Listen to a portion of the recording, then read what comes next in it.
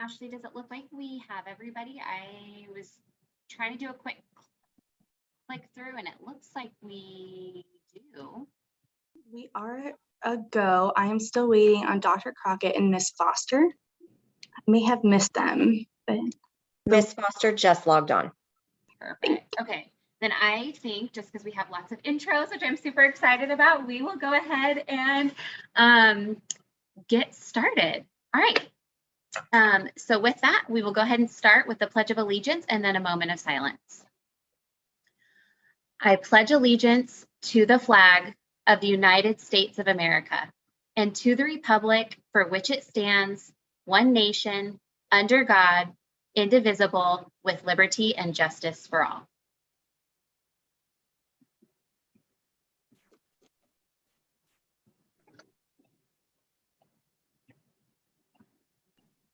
All right, thank you guys. Okay, well, just a few housekeeping rules before we do roll call. Board members, if you'll stay muted, and after each agenda item, we'll allow for an open discussion and dialogue first, and then Ashley may go through roll call to see if any member has an additional comment or question if needed to ensure each board member is heard. Please state your name before you speak, and whenever we do these virtual, it is really hard for me to see all of you guys, so please, please, please unmute yourself, and if you have something to say, feel free to interrupt. That's never a bad thing for me. So charter's on the agenda. Will you please stay muted until the item is considered? We'll ask if the charter is available, and if so, the charter can unmute themselves at that time, and the general public is viewing via a live stream. All right, Aaron, if you could do the roll call for us. Absolutely. President Lee. Here. Vice President Close. Here. Superintendent Hoffman. Here. Ms. Barr. Here. Dr. Crockett. Here. Ms. Foster. Here. Ms. Montier. Here. Mr. Ruiz. Here. Mr. Stratton. Here. Mr. Swanson. President Lee, you have a quorum. Awesome. Well, before we get started, I'm going to go ahead and introduce our new board members. First off, I just wanted to say thank you guys so much for just agreeing to do this and be part of the board. I wish we were in person so I could personally say hi. I'm going to do a quick introduction and just give you guys a second. If you want to say anything, you're more than welcome to. You're also more than welcome not to. First off, I just wanted to mention Mr. Chimuni. He has been appointed but is unable to join us today, so we look forward to seeing him at our next board meeting, and I'll do an introduction for him at the next one. So with that, we have Stephanie Barr. She will fill the classroom teacher position on the board. I'm super excited for that. She teaches 6th grade United States history at Chandler Preparatory Academy and has been a teacher since 2015. Stephanie previously worked as a constituent services specialist at the Arizona State Board for Charter Schools, so she's come full circle. Stephanie, if you would like to unmute yourself at this time, and if there's anything you'd like to say, feel free. Good morning, everyone. I'm happy to be part of the board, and I'm looking forward to hopefully one day meeting you all in person. Awesome. Thanks again, Stephanie. All right, with that, we have Jessica Montieres up, and she will fill the charter operator position on the board. So she is the principal and director of exceptional student services at Presidio School in Tucson, a national blue ribbon school of excellence. Presidio has achieved high academic results, earning the letter grade of A from the state several years in a row. Jessica has been an educator since 2004. Jessica, if you'd like to unmute yourself and say hi. Hi, everyone. Good morning. I'm also just want to reiterate what Stephanie said. Super happy to be here and really appreciate the appointment. So I'm looking forward to learning a lot from everybody. Awesome. Thank you so much. And we're so excited to have some Tucson representation on the board. All right, up next we have Carlos Ruiz. He will serve as a public member on the board. He is a longtime business and community leader and is active in local boards and chambers of commerce. Carlos is the CEO and founder of HT Metals in Tucson and was previously the governing board president of the Tanque Verde Unified School District Governing Board. Carlos, if you'd like to unmute yourself and say hi. Hi, everyone. I'm pleased to be on this board. I'm excited to do some great things. Awesome. Thank you. All right. And last but certainly not least, we have Christina Foster, who works as a human resource professional. She will serve as a public member on the board. She is also the education team coordinator for the Black Mothers Forum and serves on the A for Arizona Expansion and Innovation Fund Transportation Vetting Committee. Christina, if you'd like to unmute yourself at this time and say hi. Hello, everyone. It's a pleasure. I look forward to working with you guys and maybe seeing each other in person soon. And let's get started. Awesome. All right. Well, again, thank you guys so much. We seriously appreciate it. Okay, with that, we have the superintendent's report. Superintendent Hoffman. Thank you, President Lee. Good morning, everyone. I also want to say welcome to the new board members. I also look forward to working with you and getting to know each of you better. Please don't hesitate to reach out to me or my office if there are questions that we can answer for you. But again, just want to say welcome and look forward to working with you all. And so as with every meeting, we start with my report, and I would like to begin by taking a moment to acknowledge respectfully the geographical landscape of Maricopa County sits on the ancestral homelands of those indigenous nations that have inhabited this land for centuries, including the Pima, Lehigh, and Lavine peoples. My first announcement I'd like to share about is in regards to our federal funds for COVID relief that I often share about for our new members. This is in regards to the elementary and secondary school emergency relief funds, which we lovingly refer to as ESSER funds. And so it is one of the biggest responsibilities of the Department of Education to responsibly allocate and strategically use our federal COVID relief funds. And so one of the partnerships I had shared in our last charter board meeting was about a new partnership with Donors Choose. We invested $14 million in this partnership, and I'm very excited to share that to date we have distributed all of our Donors Choose funds, and it actually only took about 2 weeks. Teachers were ready to go, very excited to utilize these funds and make sure that they were able to use the funds towards classroom materials on behalf of their needs for their students. And so these funds, the $14 million, supported over 15,000 Arizona teachers and their projects.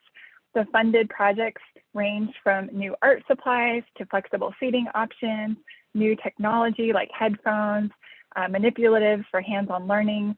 For example, a teacher at Basis Scottsdale received funds for additional equipment for their chemistry class so that they could have smaller lab groups. This teacher noted that these funds were especially significant because their students had trouble learning chemistry and science in the online learning environment, and they've been eager to learn through engaging labs and hands-on experimentation. I'd also like to update in regards to the ARP funds, or the American Rescue Plan funds, that at the beginning of this month, beginning of April, our team began reaching out to the organizations and entities that were chosen to receive funding out of these were the ESSER 3 funds out of the American Rescue Plan funds. And so this group of awardees will be known as Arizona's ARP School and Community Grantees, and they're now in the process of signing contracts and finalizing the transfer of funds. After that process is complete, we cannot wait to share publicly about who these grantees are and highlight how their work will impact our students, schools, and communities, and how we're really continuing to have a statewide reach in allocating these funds. The last thing I'd like to share today is about a new campaign that we're launching that is the Thank a Teacher campaign. And so we're launching this new uplifting campaign to show our gratitude to Arizona's educators. This Thank You Teachers campaign will include TV ads, a website where people can submit their notes of appreciation, and other efforts focused on encouraging Arizonans to thank the special teachers in their lives. Over the past 2 years, our teachers have gone to extraordinary lengths to meet the needs of our students and families, and I know that many parents, including myself, are grateful for the hard work done every day by our state's incredible teachers. And of course, while this campaign is no substitute for the much needed wage increases and benefits and smaller classroom sizes, it's the least we can do to show our gratitude, especially after these most challenging past couple of years. And as our teachers finish their third school year impacted by the pandemic, I encourage everyone to show their appreciation by thanking our teachers. You can share your gratitude on social media and use the hashtag #TYTeachers. And also you could use this opportunity to share a story about a teacher in your life or any other way that you see fit. So thank you for joining me in this campaign to show gratitude for our educators in Arizona. And that concludes my report. Awesome. Thank you so much, Superintendent Hoffman. Board members, did you have any questions for the superintendent before we move on? All right. Then with that, we have the Executive Director's Report. Ashley, you're up. Good morning, President Lee, Superintendent Hoffman, and board members, and welcome all of our new board members. I am, like everyone else, so excited for you all to be here, and it really has been great working with you all the last couple of days, getting you prepared for this meeting. So I'm excited for all of you to be on board, and I'm really looking forward to the work that we're going to do in the coming years. So thank you again. As an update on ongoing board actions, for Pinnacle Education Keno, the court ordered the matter remanded back to the board due to procedural issues and the board order vacated. The matter will be brought back before the board at a future board meeting for your additional consideration. For Parkview, the board has issued a notice of intent to revoke and is pending a date to be set by the Office of Administrative Hearings. For Arizona Education Solutions, the charter holder appealed the board's decision to approve a partial enrollment cap increase. The Office of Administrative Hearings ordered that before June 15th of this year, the parties provide the Office of Administrative Hearings with a written status report. Board staff is under the impression that this matter will be brought back to the board for additional consideration at a later date. Today, consent agreements for operational noncompliance have been placed on the consent agenda for board consideration for Triumphant Learning Center, Inc., Portable Practical Educational Preparation, Inc., Harvest Power Community Development Group, Inc., and Cambridge Academy East, Inc. The agreements for New Horizon High School, Inc. and Phoenix Education Management, LLC have been submitted to the charter holder for their review, and board staff anticipates that those agreements be on the May agenda for your consideration. As an update for approved amendments, termination agreements, reviews, and training sessions, the number of amendment requests I have approved since the last board meeting includes one amendment request to add an Arizona online instruction to an existing charter contract, and I have approved 47 amendment requests. Now, those amendment requests include changes to mission, program of instruction, change of name, change of charter representatives and board members, and other technical changes to charter contracts. Since the last board meeting, board staff has conducted 15 5- and 10-year interval reviews, 3 renewal reviews, and 29 pop-in visits. Board staff will continue to conduct interval reviews and pop-in visits with the hope that all interval reviews are finalized by the end of May, and that most schools were visited this year with the addition of the pop-in visits that we have been conducting. Board staff began its training sessions for new charter applicants this past month. 17 applicants were in attendance with a total of 32 people participating in those trainings. This training was a multiple day training to provide information to new applicants about the application process, what to plan for in the first couple of years of operation, and requirements for successful startup and lessons learned. Board staff will be hosting new operator training soon for applicants approved in December, as well as another round of charter representative boot camp over this summer. Additionally, board staff will be at the Charter Association's Charter Compliance Summit on May 11th, and board staff is continuing to increase our efforts to provide support and training. As an update on policy and legislative update, there is actually not much to report, which I am thankful for because Serena is on her honeymoon. So it has been quite slow the last couple of weeks because committee hearings have come to an end, and now we are waiting for budget conversations to really ramp up. In late March, the board's bill HB 2172 passed out of Senate Education Committee. The bill was amended to remove the provisions getting rid of early renewal. We anticipate the bill passing the Senate here shortly, but we will be working on an amendment to the processes that we currently have in place for early renewal. That will be administrative changes. Will always, as always, will go in front of the board for your consideration. But because we had amended the bill for that provision, we will work with stakeholders to amend our early renewal process. But I will continue to keep you updated on additional legislation moving and legislation that impacts our board and the work that we do.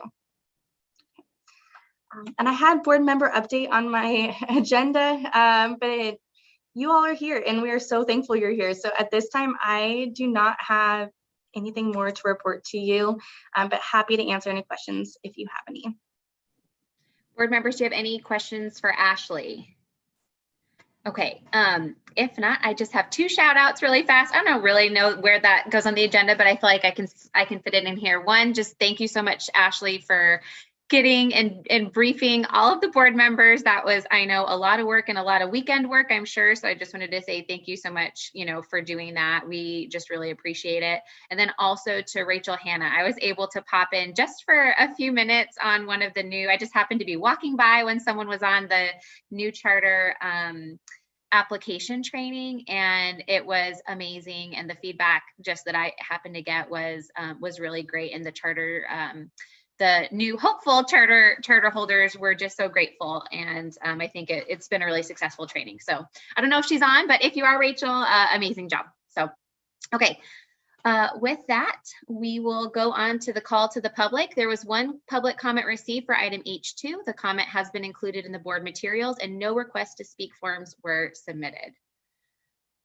With that, the consent agenda is up next. If there is anybody who wants to remove something from the consent agenda, now would be the time. Or if you need to recuse yourself from something on the consent agenda, now would be the time.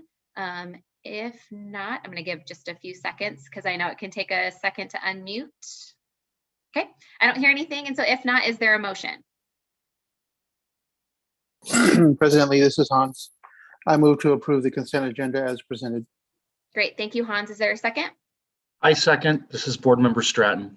Thank you, Board Member Stratton. Aaron with the roll call, please. Vice President Close, Aye. Superintendent Hoffman, Aye. Ms. Barr, Aye. Dr. Crockett, Dr. Crockett, Aye. Ms. Foster, Ms. Foster, Aye. Aye. Ms. Montier, Aye. Mr. Ruiz, Aye. Mr. Stratton, Aye. President Lee. Aye. Motion passes unanimously. First vote, guys. Good job. Okay, moving on. Charter amendments, H1, Career Development Incorporated grade level change, and we have Mary up. Good morning. Just want to take a moment to say welcome to all the new board members. I'm an education program manager with board staff, and I want to personally welcome you as the first one who'll be speaking this morning. President Lee, Superintendent Hoffman, and board members, Career Development Incorporated has submitted an amendment request to increase its grades served from 912 to 712. The charter holder is requesting the grade level increase to provide an opportunity for at-risk middle school students to continue their education in an alternative middle school, since such an option does not exist in the communities served by the school. The charter holder does not meet the staff recommendation criteria because it is not operating within 85% of its current enrollment cap. I am here for any questions if you have any. Okay, board members, are there any questions for Mary before we turn it over to the charter holder? I do have a quick question. This is Jessica Montier. I would just like to know what the curriculum, if any, is going to look like for the additional grade levels. I think that would probably be better for the charter representative to speak to. Yeah.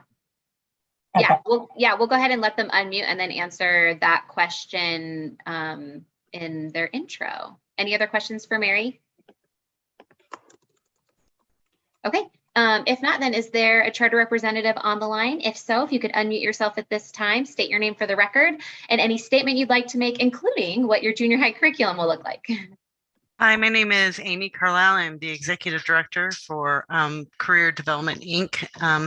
Our school is Northern Arizona Academy. We're located in Taylor, Arizona. We are constantly getting parents coming in from the junior high from students who have been expelled or long-term suspended, and they don't have an option for enrolling their students into school because there is not an alternative school available in the area for students who are enrolled in junior high, either for Taylor, Snowflake, Show Low, or Pinetop Lakeside.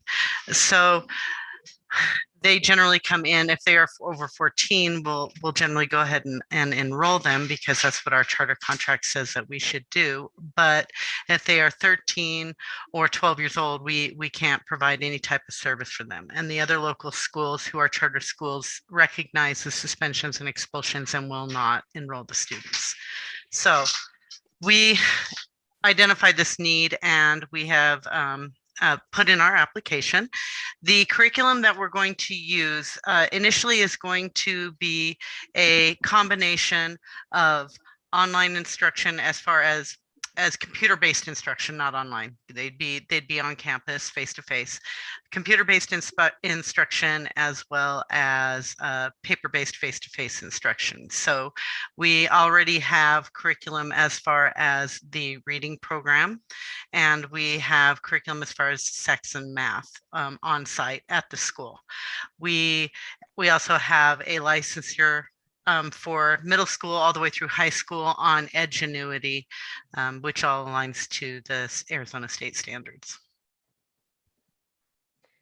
And Amy, are you using Edgenuity now for your high schoolers? And so you're just going to use that, expand that to 7th and 8th grade then? We do. We currently do use that because we are an alternative school.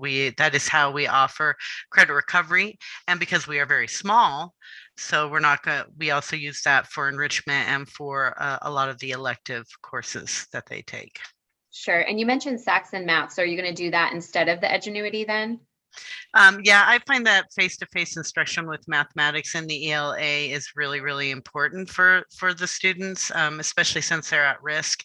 Really putting them on a computer doesn't work very well with that particular group of students. Yeah, I agree. I'm glad to hear that you guys do that. So that was really exciting. Board members, are there any questions for the charter holder? I have another quick question. I'm so sorry. No, please. I just want to know, as far as since you're working with the alternative population, is there any sort of social emotional learning incorporated in the curriculum that's going to help them kind of, I don't know if turn it around is the right phrase, but help them increase confidence and feel better about themselves with the understanding that they can then achieve more? Yes, we have social emotional supports built into the school. We have a emotional disabilities program, so we have quite a few social emotional supports built into the school.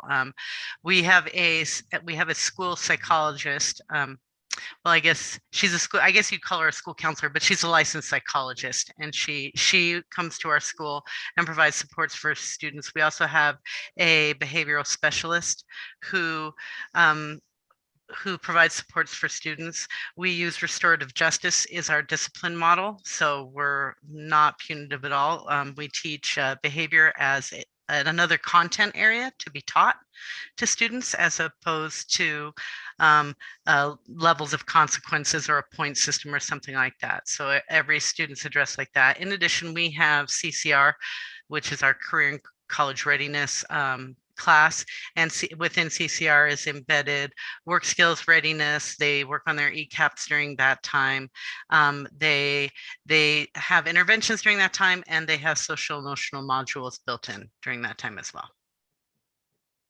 And that's all going to factor down into, I mean, 8th grade for sure, but 7th grade as well, because I know ECAPs are a little bit different for the middle schools. So. Oh yeah, all of that there would be a version of it, but there would definitely be the social emotional content, the transition content, all of that stuff, the tutoring content, all of that stuff would continue into the lower grades.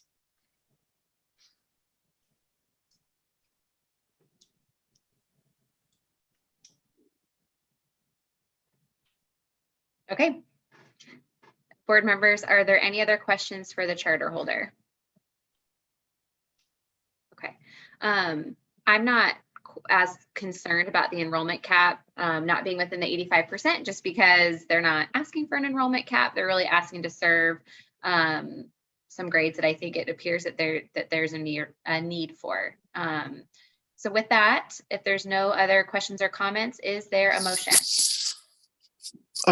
President Lee, this is Board Member Close. I move, based on the information contained in the board materials and presented today, to approve the request to increase the grades served for the contract of Career Development Incorporated from 9/12 to 7/12, effective FY 2023.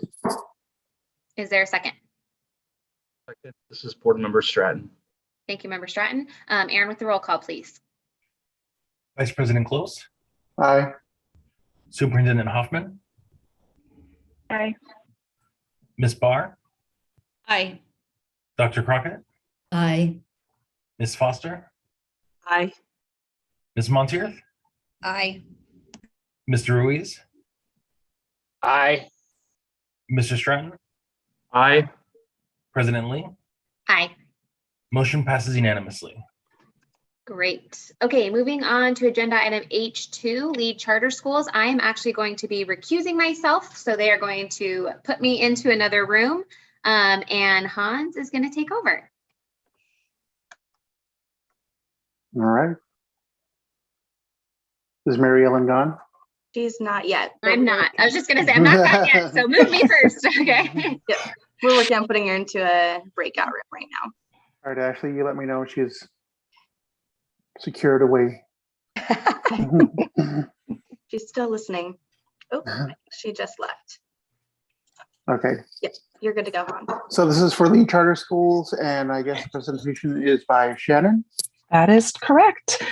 Good morning, Vice President Close, Good morning. Superintendent Hoffman, and welcome to our new board members. Lead Charter Schools has submitted a new school amendment request to add Leading Edge Academy Flagstaff to its charter. The new school would be located in Flagstaff, serving students in grades K through 8 and open in fiscal year 2023.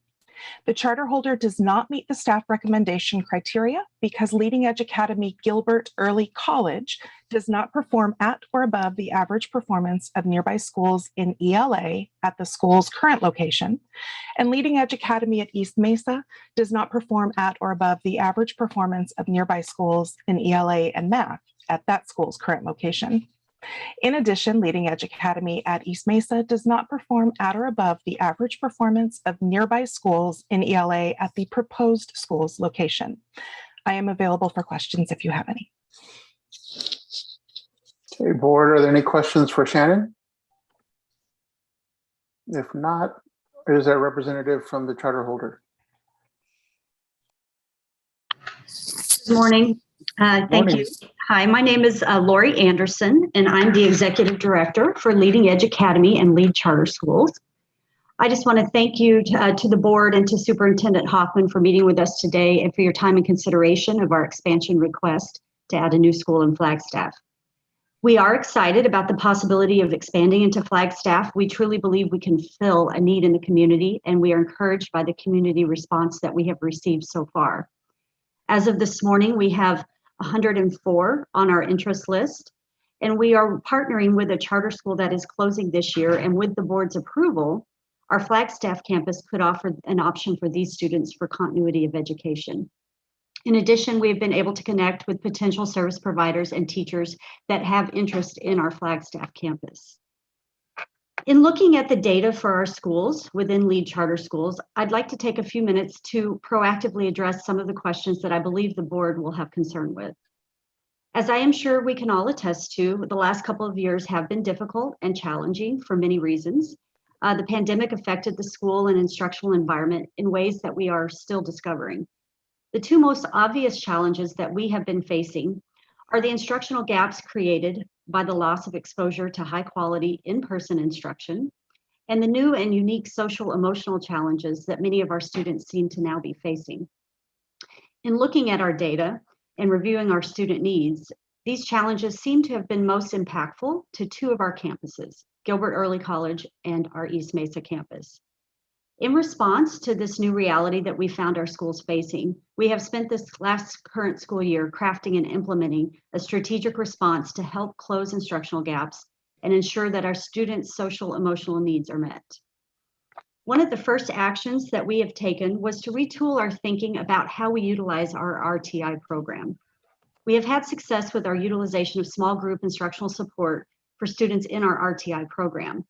As of this year, we have reframed our thinking to implement the same approach to all students. So in essence, we've crafted an RTI for everyone approach. In order to do this in earnest, we needed to invest in additional staffing. As of today, we have a paraprofessional assigned to each K-5 classroom and 2 paraprofessionals per grade level in our upper grades. These paraprofessionals work in conjunction with the classroom teacher to provide small group targeted instructional support for students in need. We also determined that we needed to invest in quality research-based supplemental programs designed to help students close the achievement gap. Many of these programs are web-based, which led us to utilize available funds to purchase additional technology devices so that we could implement a one-to-one device program. Examples of the programs we've invested in are the NWEA Math Test, Amira, Lexia, and Math IXL. In addition, we are piloting ASU Prep's Math Readiness Program. Each of these supplemental programs provides us with data to inform instruction, and they provide artificial intelligent dynamic tutoring for students. In addition, we have added a full-time social worker to our staff at each of our campuses to help support the social emotional needs of our students and to help better equip our teachers to navigate those needs. We were awarded a school safety grant to fund these positions, but after seeing the positive impact that they've had in our schools, we have committed to finding the funds to maintain those positions once the grant funding is no longer available. Regarding our Leading Edge Academy Gilbert Early College campus, we were an A-rated campus prior to the pandemic, and we are committed to achieving that level of excellence again.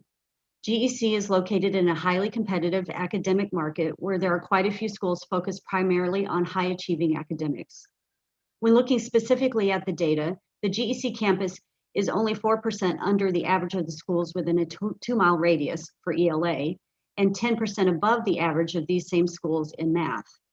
As part of our commitment to improvement, we determined that the campus would benefit from a dedicated principal for grades 9 through 12. So we went through the process of reconfiguring GEC's grade levels from serving grades 7 through 12 to now only serving grades 9 through 12.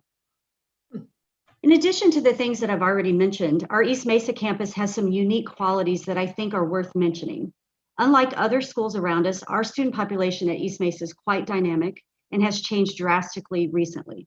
Approximately 2 years ago, we began a partnership with a local children's home, Sunshine Acres. The children served by Sunshine Acres are unable to be cared for by their parents for a variety of reasons. Because of these circumstances, many of these students have attended a variety of schools, have large learning gaps, and some have pronounced behavioral concerns. Our East Mesa staff has made it their mission to provide these students with a safe, stable, and consistent learning environment. And despite all the positive things these students have brought to our school, they have also provided us with some challenges. Our SPED and free and reduced lunch percentages have increased. We are now at 13% SPED and 68% free and reduced lunch. We knew we had to be proactive and growth-minded when working with these students, and we are proud of what our growth data shows. Students who come to us one full academic year are testing on average at 34.36% in ELA and 31.79% in math. At the 3-year full academic year mark, students are demonstrating on average an increase of 30.21% in ELA and 19.07% in math. Lastly, Mrs. Kristen Boatwright, who would be serving as our Flagstaff principal, is currently a principal of one of our associated schools, Leading Edge Academy Mountain View. Under her leadership, the Mountain View campus has demonstrated academic growth, and despite the challenges brought by the COVID years, has maintained scores at or above the state average. We are confident that with her ties in the Flagstaff community and her leadership skills, Mrs. Boatwright will be able to demonstrate the same academic success in the new environment. Thank you again for your time and consideration today. We respect the difficult job that the board has in ensuring high quality charter schools. And we share in that commitment, and we ask that you consider our longstanding success in the charter community as part of your decision today. Thank you, and I'm available if you have any questions.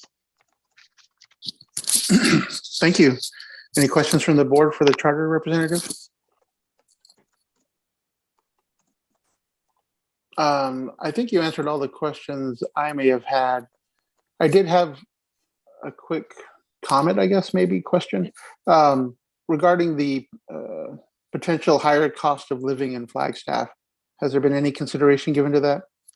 Yes, there has. We, I think, are aware that our pay scale for not only our teachers and our administrators, we'll have to definitely compensate for that. We've been actually having similar conversations with Mrs. Boatwright, who is our current principal. It is a different cost of living in the Flagstaff community. So we are prepared to make adjustments and compensate for that. Great, good to hear. All right, thank you. Are there any other questions from the board? Vice President Close, could I make a comment? Sure. Superintendent Hoffman, go ahead. Thank you. I just first want to say I had a similar question in regards to the cost of living in Flagstaff, but thank you for answering that. And then second, just wanted to comment, that was just so wonderful to hear about the importance placed on having social workers in every school. And of course, we are advocating very strongly that the school safety grant funding will continue to be expanded by our state legislature and continue to be invested from the state levels, because it is true that the federal funds expire in just a few short years, but hopefully we can maintain this program. And so it's wonderful to hear that you all are making that a priority for your students. Yes, ma'am. We have been very grateful for the opportunity to hire these social workers, and we really have seen such a positive impact in our campuses that it would be almost impossible to imagine moving forward without those positions in place. So we will do what we need to do to make those a reality for our schools. So. Very good, thank you. Superintendent Hoffman, thank you. Any other questions from the board? If not, is there a motion? Sure, Vice Chair Close, this is Board Member Stratton. I move, based on the information contained in the board materials and presented today, to approve the request to add a new school to the contract of lead charter schools effective FY 2023. Thank you, Tim. Is there a second? Carol Crockett, I happily second the motion. Dr. Crockett, thank you. All right, let's do a roll call. Vice President Close? Aye. Superintendent Hoffman? Aye. Ms. Barr? Aye. Dr. Crockett? Aye. Ms. Foster? Ms. Foster? Ms. Monteith? Aye. Mr. Ruiz? Aye. Mr. Stratton? Aye. Motion passes. Very good. All right. Thank you. Good you. luck to you all in Flagstaff. Thank you. And I guess we can bring Mary Ellen back now. And she should be joining in a second. Thank you.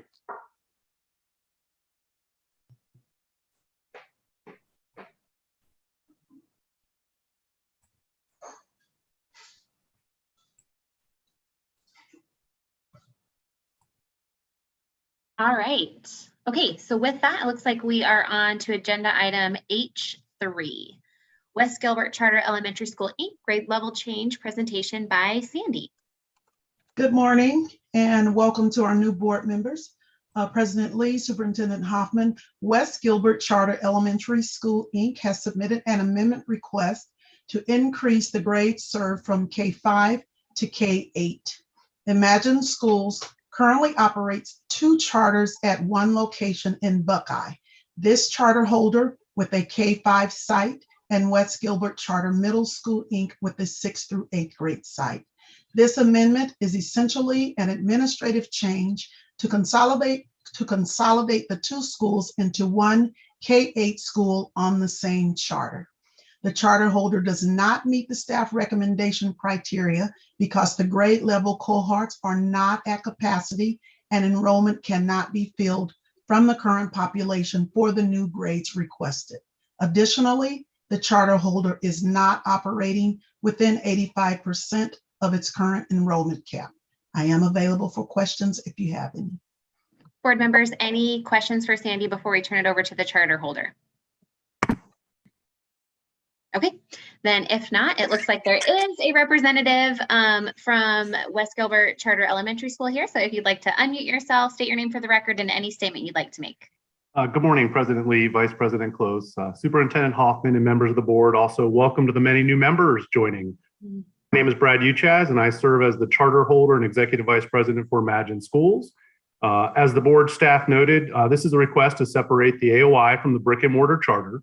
This will provide accounting, budgeting, and monitoring of our charters if we can separate the AOI and, as noted, move the middle to be under one charter with the elementary.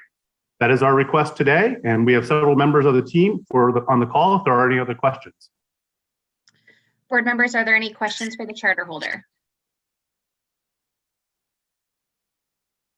Yeah, I think because this is technical in nature, I don't have any questions either. In fact, I'm really excited for this change. I agree with everything that you said, that it really makes it more transparent for reporting and all of those things.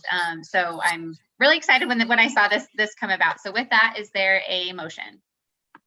President Lee, this is Board Member Close. I move based on the information contained in the board materials and presented today to approve the request to increase the grades served for the contract of West Gilbert Charter Elementary School, Inc. from K5 to K8, effective FY 2023. Awesome. Is there a second? I'll second. This is Board Member Stratton. Thank you. Aaron, with the roll call, please. Vice President Close. Aye.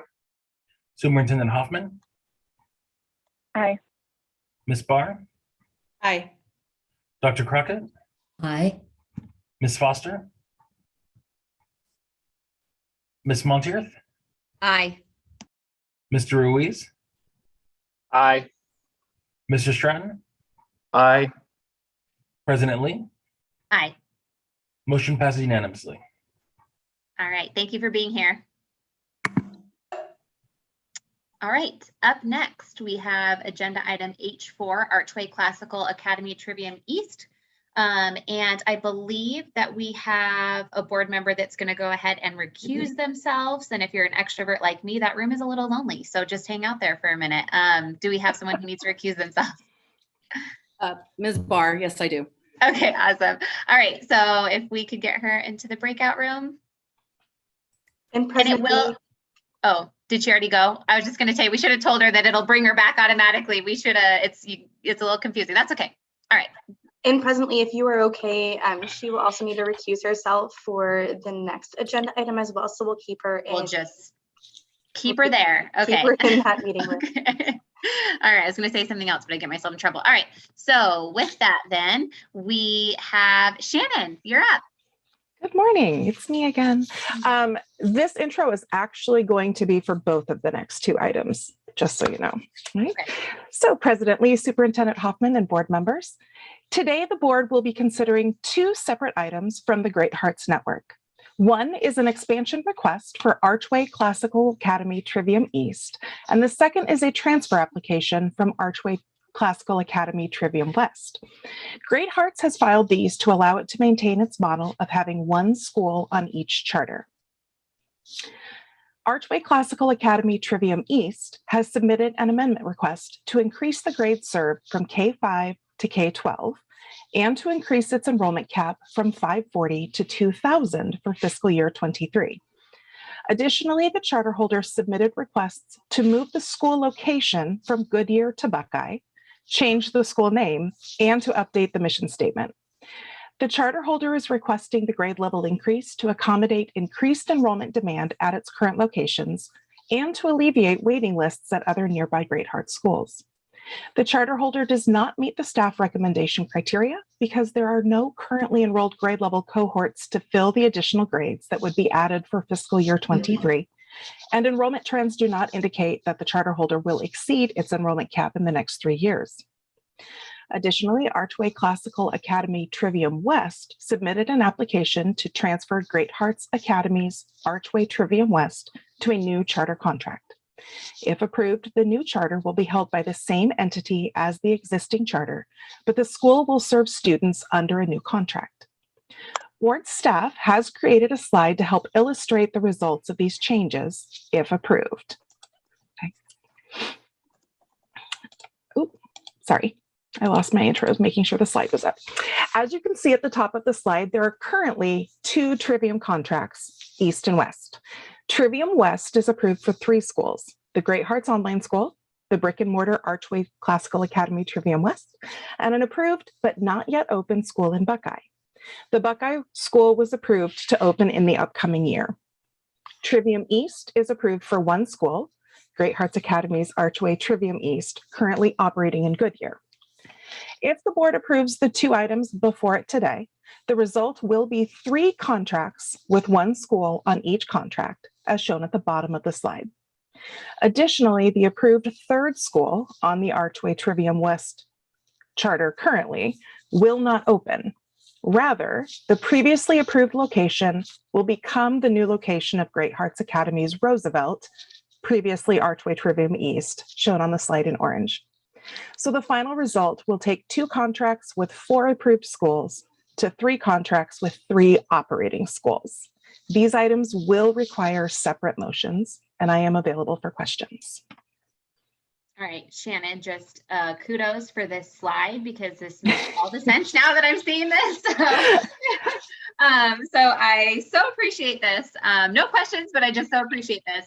Board members, do you, and can we leave this slide up unless the charter representative has had something that they wanted to present? Can we just kind of leave this up while the charter rep is talking? Is that okay? Yeah, okay, perfect. All right, board members, are there any questions for Shannon before we turn it over to the charter holder? Okay, if not, then is there a charter representative for Archway Classical Academy Trivium East? If so, you can unmute yourself at this time, state your name for the record, and any statement you would like to make. We will talk about both items. Well, actually, sorry, not ready for you. Is it okay, Ashley or Shannon, whoever, can we talk about both items and then do 2 separate motions, or do we need to talk about each motion separately?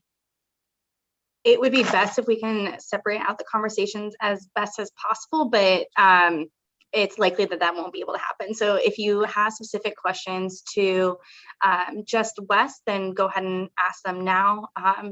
But if it has to do with all of the change that's going on with East and West, then go ahead and ask them now. Okay, great. All right, thanks for that clarification. Okay, all right, sorry. Now, if there's a charter holder, please unmute yourself and state your name for the record and any statement you'd like to make. All right, well, good morning. My name is Brandon Crow. I'm the charter representative for Great Hearts. We're here kind of in a big room, so sorry if I'm back here in the corner. But good morning, board, president, superintendent. We're happy to be with you. And thank you to Ms. Black for so thoroughly laying out in an image what we would have done our best to describe. So it's really as Shannon describes, especially with in the West Valley, an opportunity to have a campus further west in Buckeye. It would have a facility that's larger for our families out there. And so as the red or the pink indicates, that our administration, school staff, faculty will move from this Archway Trivium East to this school Roosevelt that was approved last summer. About 80% of the families are set to, or have indicated that they would like to go with. And then academic, operational, and financial information will follow those schools to be able to serve better and increasing grade levels here in the future. So that's the gist, but happy to answer any questions you may have. Great, thank you. Board members, are there any questions for the charter holder?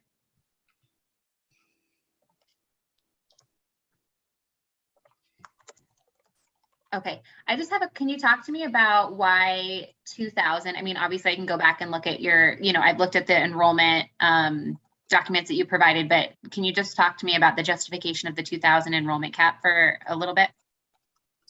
Yeah, there are a couple of factors. One is that currently the site is a bit small, and so we've had to keep enrollment limited there. And so what we have is about 90 students per grade level, K through 5. but we're moving to a facility that's considerably larger where eventually we'll be able to have far more than that, starting in kindergarten with upwards of 120 students per grade level. And then that is going to grow over the years all the way up through 12th grade. So currently we have 90 students per grade level in kindergarten through 5th grade. We're eventually going to be able to have, starting with 120 in kindergarten, growing all the way up to 12th grade. So it'll be a much larger school in the future.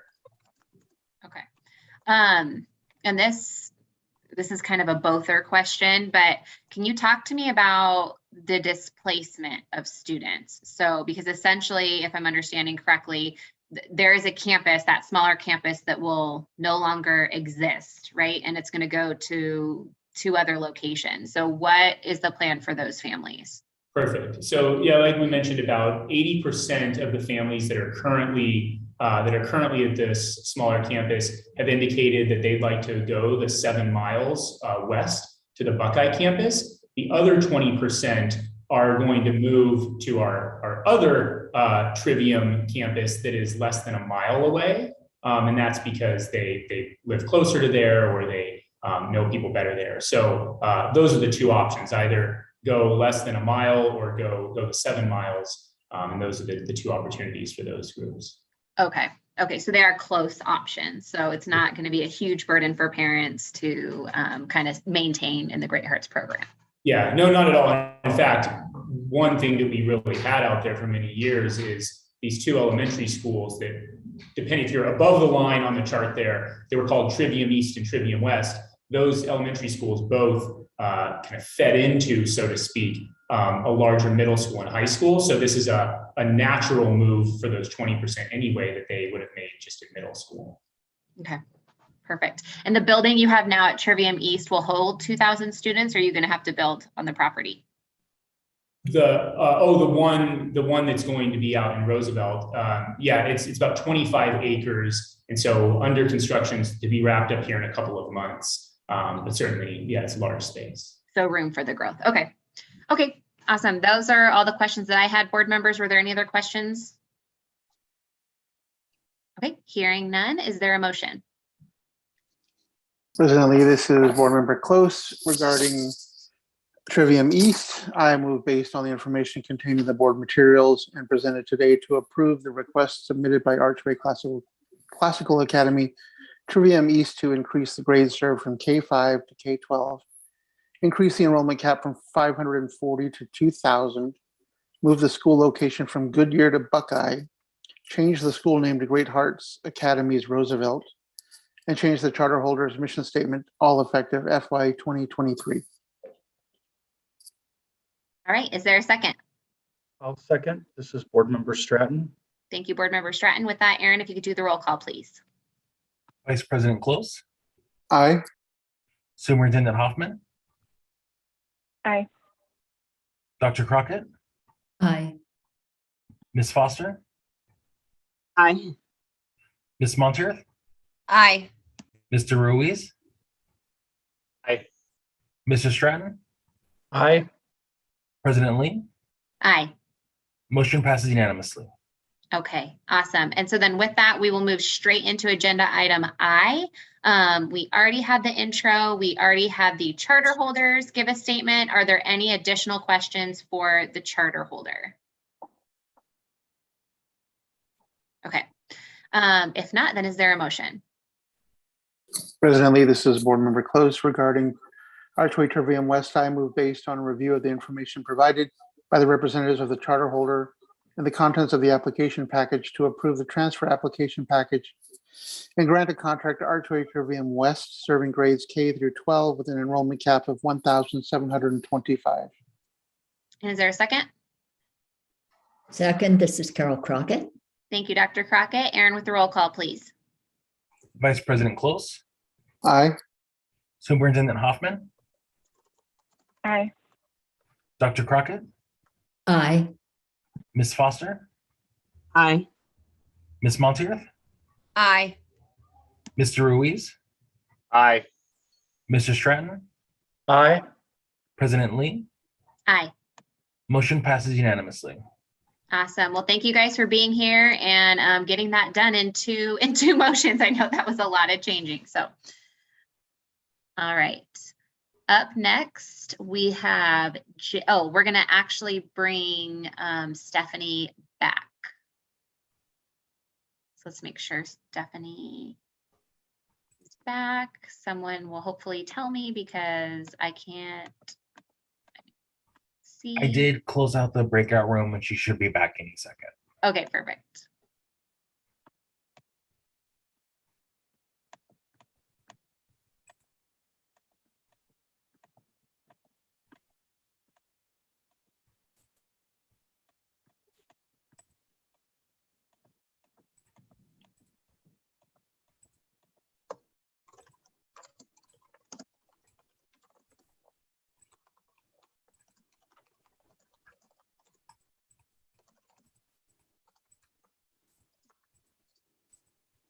President Lee, I'll go ahead and contact her, but you do have quorum, so you can go ahead. Okay, then we're going to keep going. Okay, perfect. All right, so agenda item J1, exciting for our charter renewal. So we have Arizona Compass Schools, Inc. presentation by Lori. Good morning, President Lee, Vice President Close, Superintendent Hoffman. AZ Compass Schools, Inc. submitted a charter renewal application package on February 2nd, 2022 to continue operation of AZ Compass Prep School with a current enrollment cap of 350. AZ Compass Prep serves grades 7 through 12 in Chandler. As part of the renewal process, staff conducted a virtual academic systems review with AZ Compass Prep School on February 10th, 2022. During the academic systems review, specific areas of the charter contract were reviewed to ensure a charter holder is in compliance. As a review of the visit, the charter holder was required to submit fingerprint clearance cards and provide an updated copy of the school's documentation to demonstrate compliance with statutes related to enrollment. All documentation was submitted timely. The fingerprinting issue has been brought into compliance. However, board staff is continuing to work with the charter holder to bring all enrollment issues into compliance. The charter holder currently meets the board's academic, operational, and financial performance expectations. I'm available if you have any questions. Board members, are there any questions for Lori? Lori, I just have one question. When you say to demonstrate full compliance for the enrollment document, so do they still have outstanding items that were just not within the window of when they're due yet? Correct. They've been actively working on making revisions to those documents pertaining to specifically the difference between enrollment and registration, clearly delineating some of those areas. So they are actively revising those and getting feedback from board staff to make sure that those items are fully in compliance. Okay, so they still are within their timely submission deadline of those items? Yes, they are. Okay, perfect. Okay. With that then, is there a charter holder from AZ Compass Schools, Inc.? If so, if you could unmute yourself at this time, state your name for the record and any statement you'd like to make. Hi, this is Swen Anderson, charter board member for or holder for AZ Compass Prep School. First, I want to say a big thank you to the board staff for this process, and thank you to the board staff over the years for making this entire process a little bit easier now that we have Zoom and we do a lot of things over video, and it really helps. It really helps. So related to the issues that we have, so as Lori said, we corrected the fingerprint issue, and going forward we have policies in place that will prevent any issues we have there. With the enrollment side of things, I think now we've as of last week, we've already completed all of the updates that we want to complete related to we implemented an online application system. So everything's online. And so there were some, essentially check boxes that needed to be corrected. And those were the lingering items that came through because there's programming on the back end that needed to be adjusted. So looks like we've adjusted all of those things and got it back to the board for final review, just to make sure that we're good going forward. Okay, board members, are there any questions for the charter holder?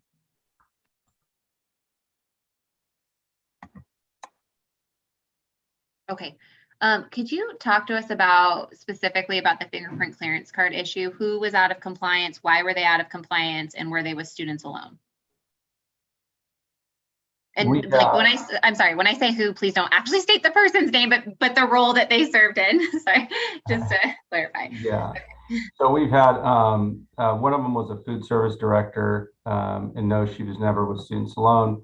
Other ones were like a behavior type of interventionist person. He was never really with students alone. We had a lab, kind of a CTE lab person who had who had been with students alone.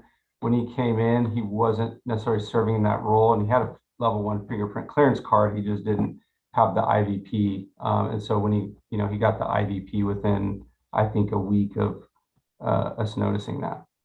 And I'm assuming during that week he was removed from his position, or not with students? Not with students alone, correct. Okay, exactly. sure. Exactly, yes. Can you talk to me, just because this seems to be an issue with charters, and it's something that, we as a charter board take extremely seriously, right? Like if there's one thing we have to do, right, and it's guarantee student safety, right? Even before educating students, right? It is guaranteeing that those students are safe when they walk onto your campus. So I guess what kind of maybe was a lack in your procedure, and how has that changed now to ensure that when we have staff movement or just any position that gets checked? Everybody is required to have an IVP card going forward. So really it would be a non-issue regardless of who you are.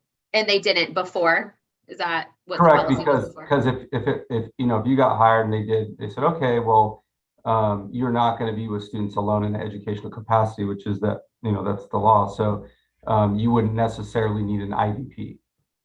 You would just need either a background check or a level 1 fingerprint clearance card. Okay. So that's where it kind of gets, into that area. So if you then switch a position to where you're in a situation where you're alone and it's not noticed, and you had a level 1 but not an IVP. And the difference really is that the IVP is, if something happens in the time between your renewal, will flag your fingerprints. Right. Okay. I guess the next question, or board members, are there any questions? I do have one more, but I just want to make sure if there's any other questions. Okay. Could you talk to me a little bit about your data at your AZ Compass Prep School and kind of what you're doing to address that, because it appears to be kind of under the state average for alternative schools? Okay, and are you specifically talking about academic performance, like? Yes. Yep. Yeah, your ELA and math. Okay. So we've been part of, with the ADE for the past 2 years, part of the Elevate program with the ADE. So I'm not sure if you're aware of that, but essentially what our goal is to elevate the culture, the academic performance, and the retention of teachers. We've experienced when you're dealing with students who are academically deficient, when they come to you, it makes it even harder when you end up being in a situation where with the pandemic, where you're now going online with your students. They also tend to struggle with, the standardized test that is done once a year and measures them. And there's no real, I would say accountability at a student level, unless you're just kind of getting them emotionally to be able to do that. So we've done a lot of work on the academic side with our delivery and what we're utilizing. So we do a lot of common formative test assessments.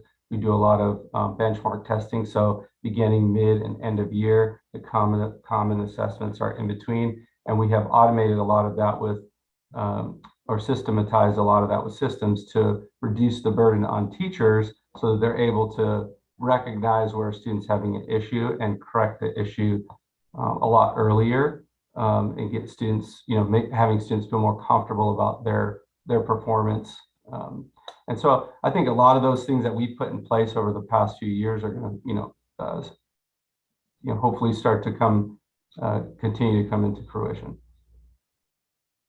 Okay. Can you tell me a little bit about how your program is set up? So our students, do they have live content area teachers, or are they using a platform like an Edgenuity or, something like that, a computer platform to teach their core, and particularly the core courses is what I want to know about.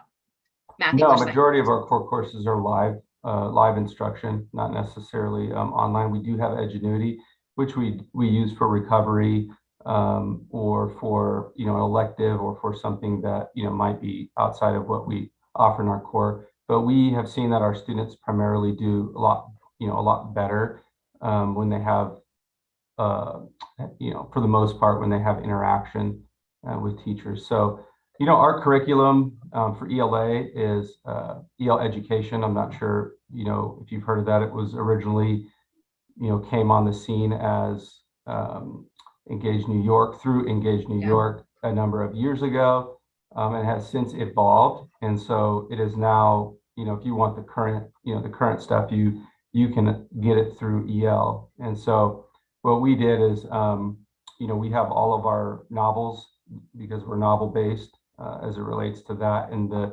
7-8, and in the high school, EL doesn't necessarily have high school yet. So we use the original content from that was done through Engage New York. And we use a system also called Open Resource that through KIDM, that allows our students to be able to do it, from home. So let's just say they're sick, or let's just say there is an issue with the pandemic. We don't have to flip them to our Edgenuity to be able to work with them online. We can work with them inside the current curriculum online. So it makes it a lot easier for the teacher to work with them. Our mathematics is Eureka Math. So we're K-12 Eureka Math. And we do the same thing there. So, we print, and this goes for ELA and math both. We print a lot of the resources for them. So if there's like a workbook or whatever, we print all of the workbooks for the students. And in the math, we also make it available digitally. So we purchase through Eureka Math and Great Minds their online digital supports. So we purchase that as well. Yeah. Okay. Those are our main. Yeah. All right. I just think that there's still, some more work to be done in regards to academic progress. I taught at an alternative school. I was the math teacher. So I totally get it. I spent lots and lots of hours with students. And the test scores definitely do not tell, the story, especially I think accountability is the correct word. Student accountability was right. When they feel like, I think they would probably say in an uncandid manner is that, what's the point? It doesn't matter, right? It doesn't do anything for me. So, but I, especially just being, with the data being less than what the average is, I just think that there's some things to continue to look at. Obviously, we're talking about a renewal and not an expansion. So I think there's a different level of what we're looking at. So I feel comfortable with the renewal, but just with the note that I think that there's still some more work to be done as far as academics. Absolutely. And I will say, President, that, we have, I'm pretty proud of what the staff here, is doing with the students, especially, seeing as what they've been dealing with over the past several years. I mean, we do have a 30% population from the Gila River Indian community, which, they're still dealing with it. For the folks who don't know, I mean, they're masked up. The schools on the reservation are still closed. So we deal with issues related to that. And we've been able to overcome a lot of those hurdles, and a lot of our students are getting placed into universities and getting scholarship offers and doing those types of things now. And I don't mean just like getting accepted, I mean full ride scholarships. So that's a huge deal, and a huge accomplishment for this organization over the past 2-3 years.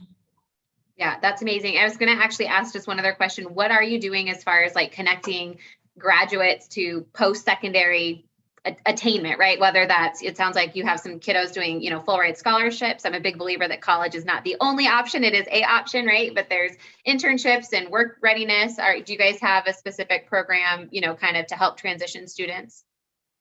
Yeah, we do, like, we would call it work exploration. So we have a variety of different things. We try to, meet kids where they're at, to help bridge the gap for them. And so, really, it ultimately depends on the student. But to your point, what you said, yes, it's either university, it's community college, or it's what are you going to do out there in the workforce, and is there a connection to a trade school? So, we work fairly closely with EVIT. So we have some kids that do EVIT.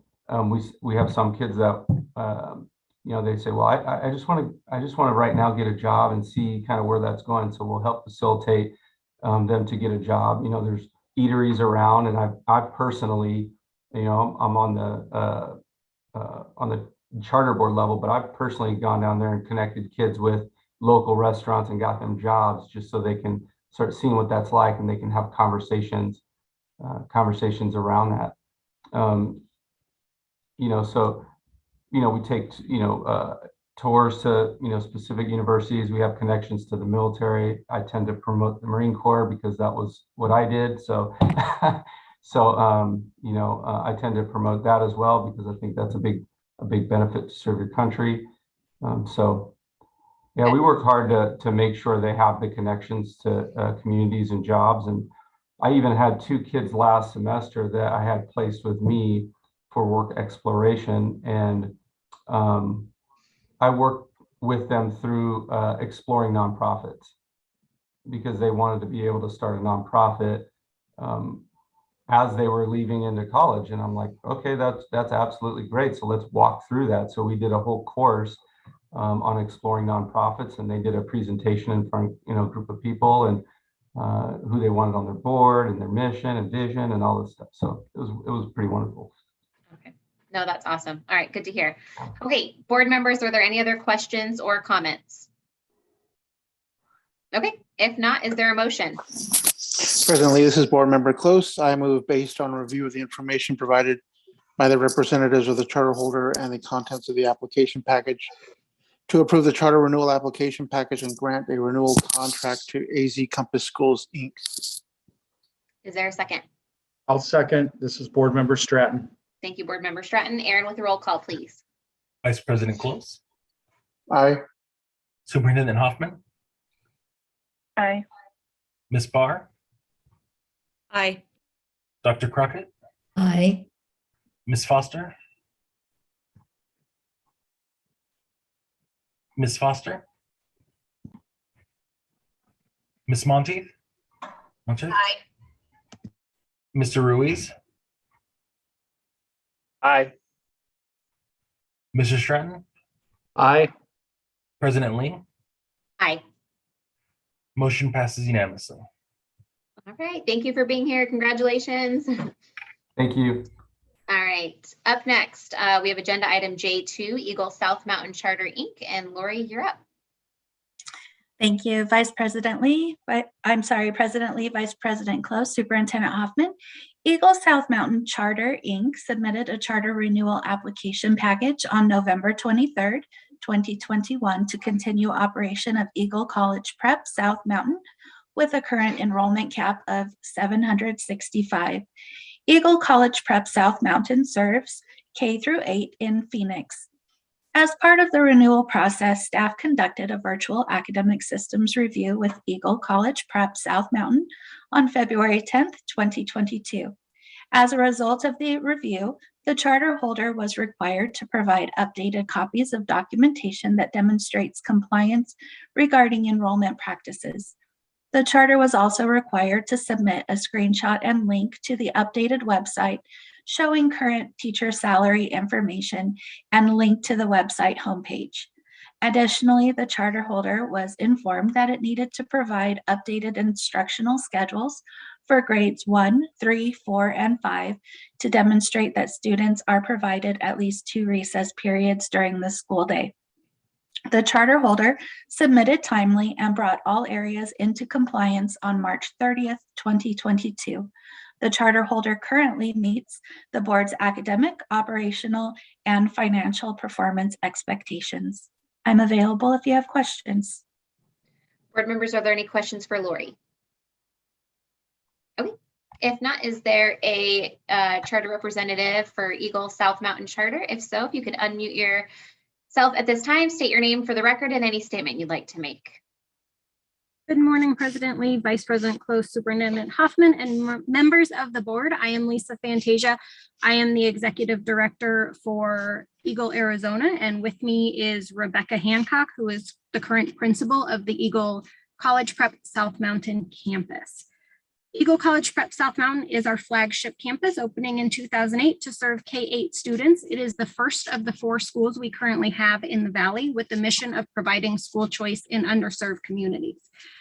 During our time in the South Mountain community, we have seen many changes in both demographics and the competitive landscape, but throughout this time, we have continued to have a strong student stability data, with our proficiency increasing significantly from our FAY 1 students to our FAY 3-year students.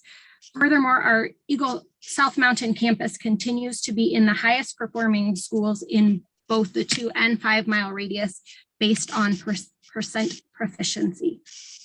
We are here to answer any questions that you may have. Okay, board members, are there any questions for the charter holder? I have a question. And I see how you have the growth from 1 year to 2 year, 3 year. You're going the declining enrollment. Can you kind of do you know what's attributing your enrollment decline? Yeah, so over the last several years, we certainly have had a lot more competitive options coming into the market. We have also made some changes with our marketing, where we have switched to a marketing technique that was designed to be really focused on identified parent groups and primarily is through online platforms, moving away from some of our more grassroots marketing that we originally did. And what we have found is, while we certainly have seen some success with that, there are a lot of families who respond much better to that, the more personalized things like mailers, door-to-door community events. And so for this year, we have switched back to that marketing technique and really trying to draw more people in from the community. And what we have seen is, for the FY23 school year, we are currently at 89% of our projected enrollment. So we're feeling really good about moving in the right direction. We also have had a leadership change. So again, our new principal, Rebecca Hancock, is here with us. This is her first year with the campus. And so we have definitely seen some really strong increases with our parent satisfaction survey that we just finished in January, as families have been really accepting of her. But we definitely did see some decline in retention this year in particular. Probably both due to COVID and pandemic issues, as well as the things that go with making a leadership change. But our re-enrollment numbers were really strong in the 90% for this year. So we're hoping to see really strong retention again headed into FY23. Okay, thank you. Can you talk to me? So obviously you had some compliance issues. It looks like they've all been, brought into compliance timely. So thank you for that. But so can you talk to me about just what changes you have made so those aren't issues? Because some of the issues on here, like teacher salary postings, like those are long time, things, not like new things that have come about. Same thing like instructional schedules, getting to recesses. That's been, a law for a while now. So if you just wanted to maybe talk about that. Sure. So our issue with the teacher salary schedule is not that it wasn't posted. It was that you had to click 2 links to get to that. And so their concern was that that wasn't transparent enough. And so what we had to do was just ensure that instead of going from the homepage to the link of board information and then teacher salaries, you could access teacher salaries directly from the homepage. So the salaries had always been posted. It really was about ensuring that there weren't two clicks that you had to make to see them.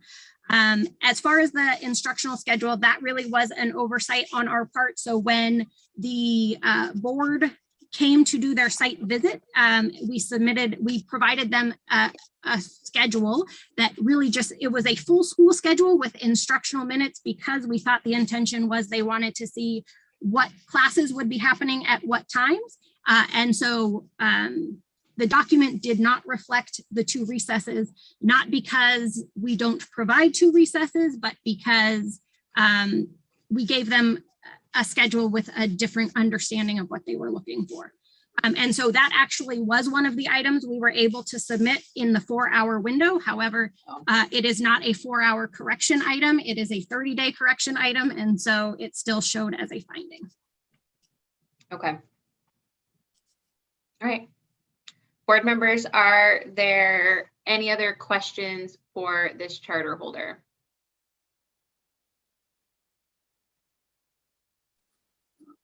Okay.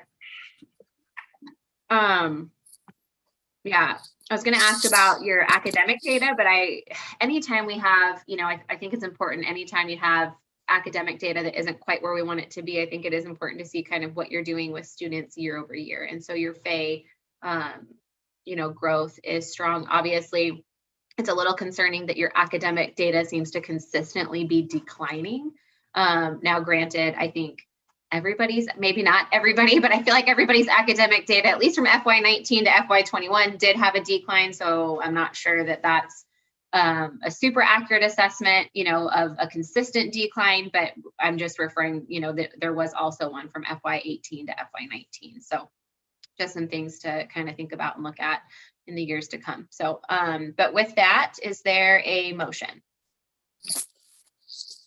President Lee, this is Board Member Close. First of all, I just want to let you know that how much I appreciate all of your questions for all of the charters coming before us. But having said that, I move based on a review of the information provided by the representatives of the charter holder and the contents of the application package to approve the charter renewal application package and grant a renewal contract to Eagle South Mountain Charter, Inc. Is there a second? I'll second. Board Member Stratton. Thank you, Board Member Stratton. Aaron, with a roll call, please. Vice President Close. Aye. Superintendent Hoffman. Aye. Ms. Barr. Aye. Dr. Crockett. Aye. Ms. Foster. Aye. Ms. Montier. Aye. Mr. Ruiz. Aye. Mr. Stratton. Aye. President Lee. President Lee, sorry, I'm just gonna hear yours. Aye. Motion passes unanimously. Great. All right. Thank you for being here. Thank you. Okay. Up next, we are going to put Stephanie back into the room. So if we could, let me officially say, so Stephanie, you need to recuse yourself from the next item, J3, Glendale Preparatory Academy. Is that correct? Yes, that is correct. Okay, awesome. So we'll go ahead and wait for her to go back into that meeting room, and then we will get started.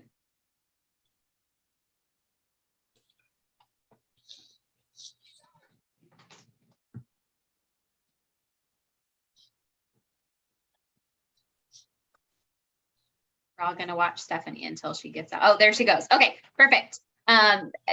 Aaron or Ashley, whoever it makes the most sense, can you just confirm that what I just saw is she is in the meeting room? Yes, you are correct. Okay, thank you so much.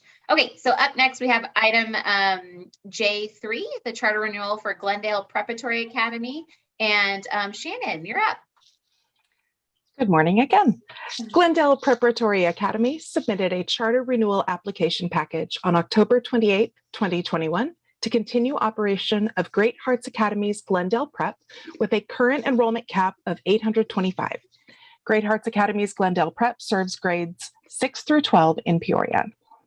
As part of the renewal process, staff conducted an academic systems review at Great Hearts Academy's Glendale Prep on February 23rd, 2022.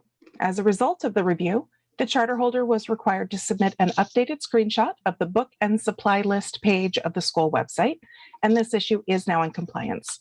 The charter holder currently meets the board's academic, operational, and financial performance frameworks or expectations.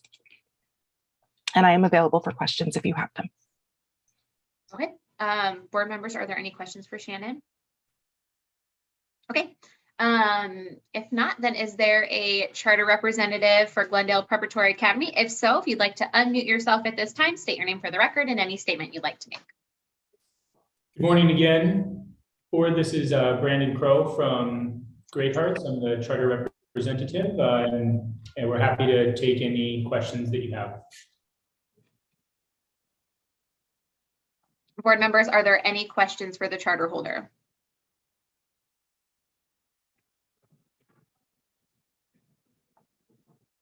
Can you just, I just have one question. So what was the compliance issue with your website? Go ahead, we'll have staff give the specifics here. Okay. Hello, board. This is Bianca Yulberry. I'm the director of governance. So what happened was there was on our website, we had a little snippet that spoke to our board, our book list, and we just needed to have more clarification that this was optional and not a requirement. And so we just kind of changed the language to ensure that parents read it and they knew that it was an option for them to purchase additional books, not that it was a requirement. Okay. And are those books are those books that the students will experience kind of throughout whatever grade they're in as part of the main academic program? Yes, they were workbooks. And then we just wanted to ensure that they were aware that they will be produced a copy of the Great Hearts books and that they can purchase their own, just because they would have to return the Great Hearts copies at the end of the school year. But if they wanted to purchase their own, that way they could write in it and have all their information stored in it. Okay, so that got cleared up so they know that there is a free option. Yes. Okay, that's important. Okay. All right. I don't have any other questions. Board members, do you have any other questions? Okay. Is there a motion? President Lee, this is Board Member Close. I move, based on a review of the information provided by the representatives of the charter holder and the contents of the application package, to approve the charter renewal application package and grant a renewal contract to Glendale Preparatory Academy. Great. Is there a second? Second, it's Carol Crockett. Thank you, Dr. Crockett. Aaron, with a roll call, please. Vice President Close. Aye. Superintendent Hoffman. Aye. Dr. Crockett. Aye. Ms. Foster. Aye. Ms. Montier. Aye. Mr. Ruiz. Aye. Mr. Stratton. Aye. President Lee. Aye. Motion passes unanimously. All right. Thank you guys for being here. Thank you. Thank you. All right. If Aaron, if you could, or whomever's doing it, if you could bring Stephanie back in, that would be wonderful. Absolutely. I've closed the room and she should be back any moment. Okay, perfect. So as she's coming in, we'll just wait a few seconds.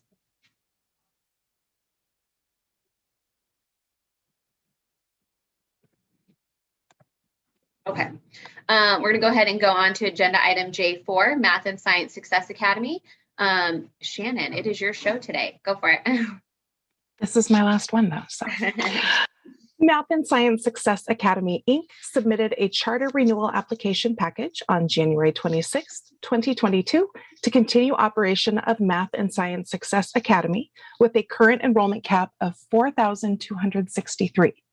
Math and Science Success Academy serves grades K through 8 in Tucson. As part of the renewal process, staff conducted an academic systems review of Math and Science Success Academy on February 2nd, 2022, and a pop-in visit on March 1st, 2022. During the academic systems review, specific areas of the charter contract are reviewed to ensure a charter holder is in compliance, and the charter holder was in compliance in all areas. The charter holder currently meets the board's academic, operational, and financial performance expectations. I am available for questions. Board members, are there any questions? Okay, if not, then is there a representative from Math and Science Success Academy? If so, if you could unmute yourself at this time, state your name for the record and any statement you'd like to make. Hello, my name is Kim Chaika. I'm the co-CEO of Academies of Math and Science. We've also got a couple of other folks from our team with us. Thank you, President Lee, Superintendent Hoffman, Executive Director Berg, and the rest of the board members here today. So we're submitting for our renewal here based on a track record of success. Over 80% of our students receive free and reduced lunch on that campus. 91% are ethnic minority. And as a matter of fact, we serve 20 more percentage FRL than the nearby average. Last year, we're particularly proud of the fact that we tested 98% of our scholars and we outperformed 100% of the campuses in a 3-mile radius. I believe your data shows that one school outperformed us. I'm not sure what that school is, but our data is not matching that. Network-wide, we're outperforming 85% of nearby schools as a district. And yeah, I want to thank you all for your consideration. Happy to answer any questions you may have. Board members, are there any questions for the charter holder? I just have a comment. I just wanted to say thank you for coming before us and being in compliance with everything. We really appreciate that. And I have had the pleasure of getting to tour one of your campuses while it was in session pre-COVID. And it really is amazing to walk on your campus and see what you guys are doing and the extended hours that you put in and all of those things. So appreciate it. Keep up the good work. With that, is there a motion? President Lee, this is Board Member Close. I move based on a review of the information provided by the representatives of the charter holder and the contents of the application package to approve the charter renewal application package and grant a renewal contract to Math and Science Success Academy, Inc. Is there a second? Second, Carol Crockett.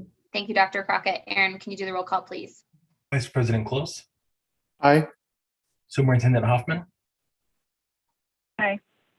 Ms. Barr. Aye. Dr. Crockett. Dr. Crockett. Aye, sorry. Ms. Foster. Aye. Ms. Montier. Aye. Mr. Ruiz. Aye. Mr. Stratton. Aye. President Lee. Aye. Motion passes unanimously. Thank you, board members and staff. Awesome. Thanks for being here. All right. Last renewal, but certainly not least, we have agenda item J5, PIMA Prevention Partnership. Oh, did I think the slide is wrong because we have, unless I'm missing something, it should be PIMA Prevention Partnership presentation by Mary. Okay. You ready? President Lee, Superintendent Hoffman, and board members. PIMA Prevention Partnership submitted a charter renewal application package on January 27th, 2022 to continue operation of PIMA Partnership Academy with a current enrollment cap of 350. PIMA Partnership Academy serves 6th through 8 in Tucson, Arizona. As part of the renewal process, staff conducted a virtual academic systems review of PIMA Partnership Academy on February 9th, 2022. Additionally, on-site pop-in visit at PIMA Partnership Academy was conducted by board staff on January 25th, 2022. During the academic systems review, specific areas of the charter contract are reviewed to ensure charter holder is in compliance. At the time of the review, there was one issue identified in enrollment policies and procedures. The dashboard was not marked, but technical assistance was provided to the charter holder. The charter holder submitted documentation on February 11th, 2022 and is fully in compliance. The charter holder currently meets the board's operational and financial performance expectations. The The charter holder does not meet the board's academic performance expectations because the school operated by the charter holder was identified for comprehensive school improvement in fiscal year 2018. I'm available for any questions if you have them. Board members, are there any questions for Mary? Okay, if not, then if there is a charter holder here on the line, if you'd like to unmute yourself, state your name for the record and any statement you'd like to make. Good morning. Good morning, President Hoffman, President Lee, board members, and charter board staff. And again, thank you, Mary. It's been a pleasure working with you and all the support over the last few years.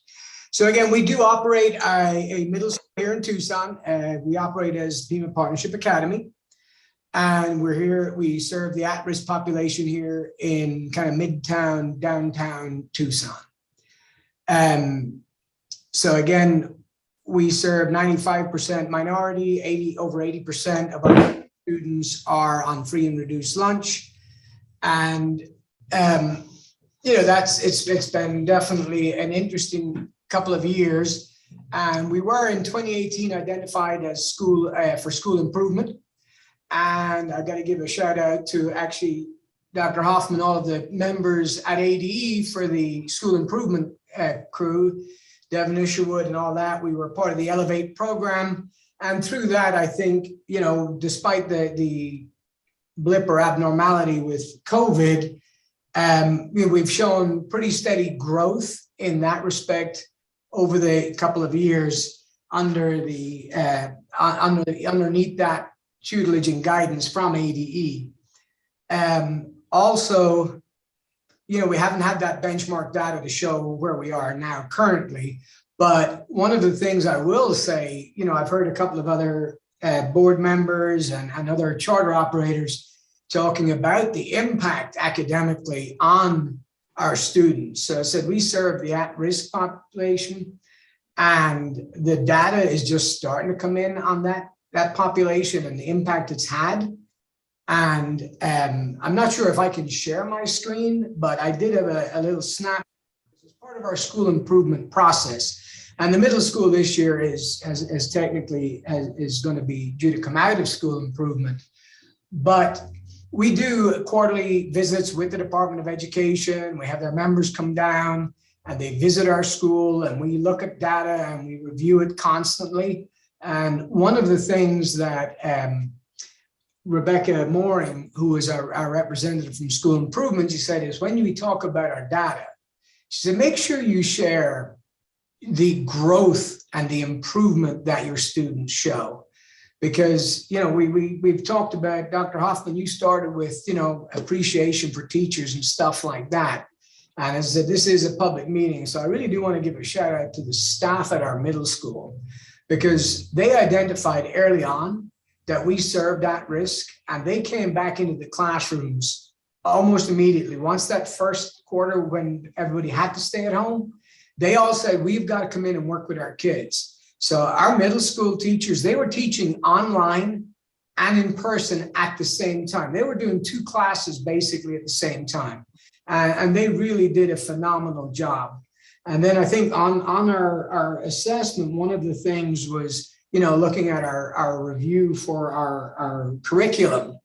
But during that period of time, our teachers were just amazing what they were able to do, trying to teach kids in person in their classroom physically with them and doing the online portion at the same time. So again, the middle school staff, again, just as an opportunity to say thank you for that team and the hard work that they do. I think it's important to recognize our teaching staff in that respect. So so that's kind of where we're at, who we are in that respect. And then I know, am I allowed to share my screen to just show some data real quick? Because I know, Dr. Hoffman, you always talk about how things impact students. I just wanted to share some data for some of our benchmark scores for this year, now that our students are pretty much falling back in person. Ashley, can you clarify? I'm not sure what the rules are and what we typically do, so I don't want to misspeak. But let me just get some guidance. Ashley, do we have that capability or? Typically, what we request is that the charter submit that information to us prior to the board meeting so that we can vet it and make sure that it is valid and reliable. So I would request that it not be shared. Okay. And Mr. Kidd, please feel free to walk them through that data. I know it's very important to you, so please feel free to do that for the board. All right. Let's see. So in that case, Plan B.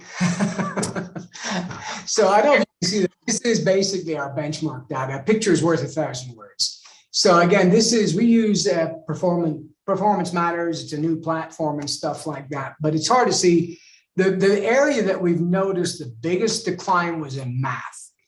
And our math teacher started with our 8th grades when we did our pre-assessment, pre-test scores. We had 100% of our students were minimally proficient. So again, that's taking in, everyone was coming back. So, and again, actually, I do apologize, and to Mary too, I said this was just data we just got recently as part of our benchmark review. So again, that quarter just ended. So that's why this was I wasn't able to submit that in a timely manner. But our math teacher went from 100% minimally proficient to where she had 17 proficient, 44 partly proficient. So when we talk about growth, I think that's just phenomenal. In our 7th grade, she had 86% were minimally proficient. And again, we had 14% were marginally or partially proficient. And then by the end of 3rd quarter, she had got to where she had 13 proficient and 22 partly proficient. And in our 6th grade class, again, it was 100% were minimally proficient. And she moved them all up to that 13% proficient and 25% partly proficient. Now, true, this is our own benchmark data, but our teachers don't administrate it and stuff. So I think the reliability of that data is pretty much on. And I won't take up everybody's time, but our English scores are very similar in that respect for the growth that our staff have been able to achieve. But again, that's just a huge credit to our teachers and our staff and the importance of students being in person. The gap for a year, we've got to make up over a year's worth of learning loss for our students. So again, it's a tremendous uphill battle which we face. But again, I just wanted to say that, take that opportunity to give a shout out to all of our staff at our schools, again, to the board staff, everybody that makes all of these parts possible. And it was so awesome to get Mary out to her school. She was able to visit the school and really get that climate and culture of what we try to do at partnership schools. So if there's any questions, I will gladly answer them at this time. Board members, do you have any questions for the charter holder?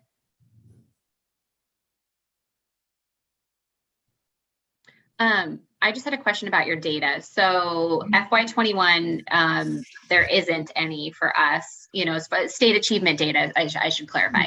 Right. Is that due to the fact that, so many scored in a certain category, so it couldn't be shared with us? Or was it due to the fact that you just didn't have enough tests to create a score? I mean, we shared all of our benchmark assessment, but again, we haven't had that state assessment data in that respect. So, of the data that's available, we have definitely shared in that respect. Right. No. So or Mary, do you happen to know by chance why the FY21 state data is redacted? FY21? Yeah. I believe it's the numbers of students. Is that accurate? How many students actually test? And then if there's not a minimum number, the information is redacted. Yeah.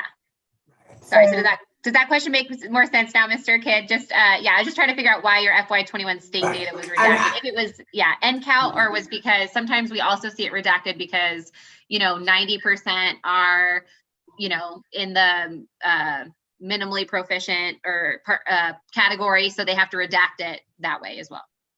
If you look at the ADM, they had 23 students in 2021 for 6 through 8. So it's small numbers. Yeah. That's what I believe it is. Does that sound right, Mr. Kidd? Yeah, and again, I've got to figure out that I was looking at those numbers Mary has, which we've got a slide. But again, at that point, during the peak of COVID last year, we were down to 55 kids. And so the numbers testing were so much lower. So that is, I think, 100% spot on in that respect, that they're just, the numbers were so low, they didn't report them. Right. So But, I know that, no, sorry. Yeah. I know that you mentioned that you're part of the Elevate program and that that seemed to be helpful for you. So have you made some major curriculum changes since, just because obviously I'm looking at the one state data that you do have in FY18 and, that data is alarming. So, could you maybe just briefly talk about just the core curriculum changes or maybe methodology that you've changed since then? Right, and I think that was part of that change. I came on board, I think it was 17-18 school year, and we really started looking at that. And when we're identified as school improvement, the curriculum was identified as one of those things that we needed to update and bring into alignment with the state standards. So that was all part of that project. And we got new curriculum, we were using Pearson, we worked with a whole bunch of different processes, West Ed, and unfortunately, we never really got to see the fruits of our labor in that respect, because we went offline, online, we were doing Google Classrooms and all sorts of stuff. So we never really got to truly look at our, we bought the new curriculum, got it all lined up, but haven't really been able to execute it. This year has been the first year we've been truly able to implement our new curriculum in that respect. Right. And just so in FY19, is that when you had was that implementation of your new curriculum? So that would have been the 18-19 school year? That was the beginning of it. And I think state data shows, we did make a 13-14% gain in that 1 year. No, you did. Yeah, that's particularly why I was asking, because I think it showed some immediate improvement. So that was a good thing, I think. So okay. And I said, and it's been, one of the things too we worked on was teacher retention, recruitment. We've managed to keep nearly all of our staff, and I know other people have alluded to the inflation and kind of supply and demand of teachers and the upward pressure on a lot of things.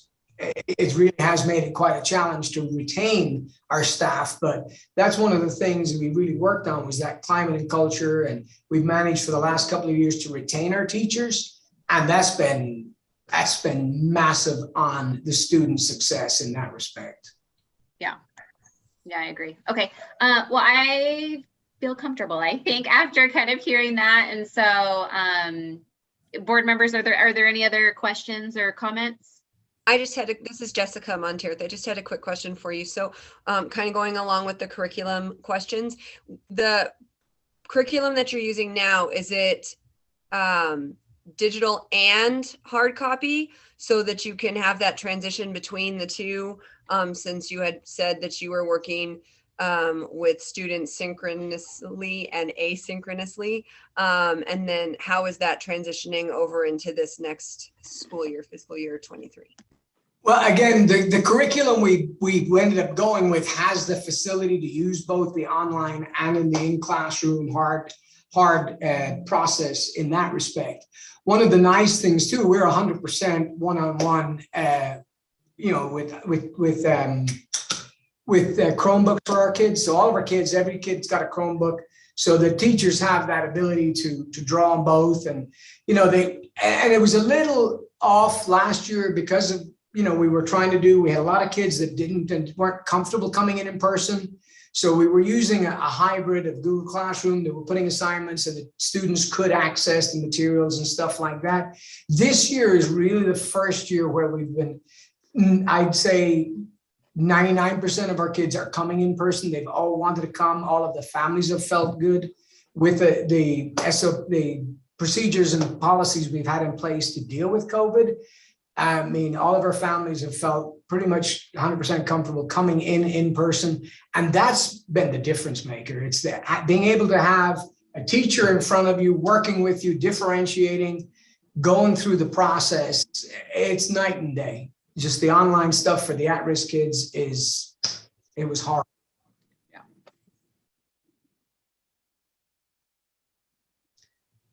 Okay. Any other questions? All right. If not, is there a motion? President Lee, this is Hans, Board Member Close. I move based on a review of the information provided by the representatives of the charter holder and the contents of the application package to approve the charter renewal application package and grant a renewal contract to Pima Prevention Partnership Entity ID 89864. Awesome. Is there a second? I'll second. This is Board Member Stratton. Thank you, Board Member Stratton. Aaron, with the roll call, please. Vice President Close, Aye. Superintendent Hoffman, Aye. Ms. Barr, Aye. Dr. Crockett, Aye. Ms. Foster, Aye. Ms. Montier, Aye. Mr. Ruiz, sorry, Aye. Mr. Stratton, Aye. President Lee, Aye. motion passes unanimously. All right. Congratulations. Thanks for being here. Thank you so much. Appreciate it, everybody. Thank you. Yep. All right. Up next, agenda item K, compliance matters. We have a presentation by Andrea for AZ Tech High School. President Lee, Superintendent Hoffman, members of the board. State law requires charter schools to annually submit to the board a financial and compliance audit, which is conducted by an independent. For many of the board's charters, the audit is due November 15th. However, charters that spend $750,000 or more in federal funds must submit a single audit by March 31st. In the two previous audit cycles, the Federal Office of Management and Budget, or OMB, issued blanket months-long extensions for submitting single audits due to the pandemic.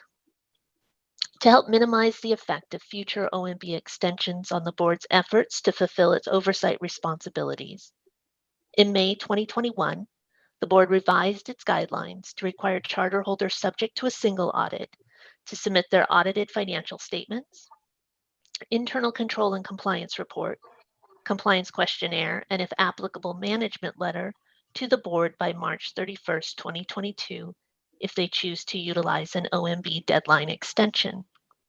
These charters would then have until the OMB deadline to submit to the board the 5 single audit schedules and documents identified in the guidelines. Of the nearly 190 charters subject to a single audit for fiscal year 2021, all have submitted the required documents to the board except for one. On March 28th, 2022, the board received Aztec High School's compliance questionnaire, but not the other required items. Therefore, Aztec High School's submission was deemed incomplete. Pursuant to the board's administrative rules, a charter that fails to timely submit a complete audit may be subject to charter oversight. Among its options, the board may vote to withhold up to 10% of Aztec High School's monthly state aid apportionment until the remaining fiscal year 2021 audit components are submitted to the board. Should the board decide today to withhold funds, the withholding would begin with Aztec High School's May 1st payment if the remaining audit components are not received by 2 p.m. on Tuesday, April 19th. If funds are withheld, once Aztec High School has submitted a complete audit, the withheld funds will be returned with the next regularly scheduled payment. I am available for questions. Board members, any questions for Andrea about that? I'm just going to reiterate one part. You said it perfectly, Andrea. This was just confusing to me as a board member, and we have new ones. So I'm just going to say this one more time. So just to be really clear, if we do withhold funds, that they do receive those funds back. They don't forfeit those funds just once they come into compliance. You said that beautifully. I just wanted to say that one more time because that was confusing for me the first time I was on the board. So any other questions for Andrea? This is Ms. Barr. Yes. Hi, Andrea. Good to see you again. Good to see you too. I was just curious what sort of communication has taken place between the charter board and Aztec High School. They're aware of the situation, and what have they said in response? What's their excuse, I guess? Go ahead.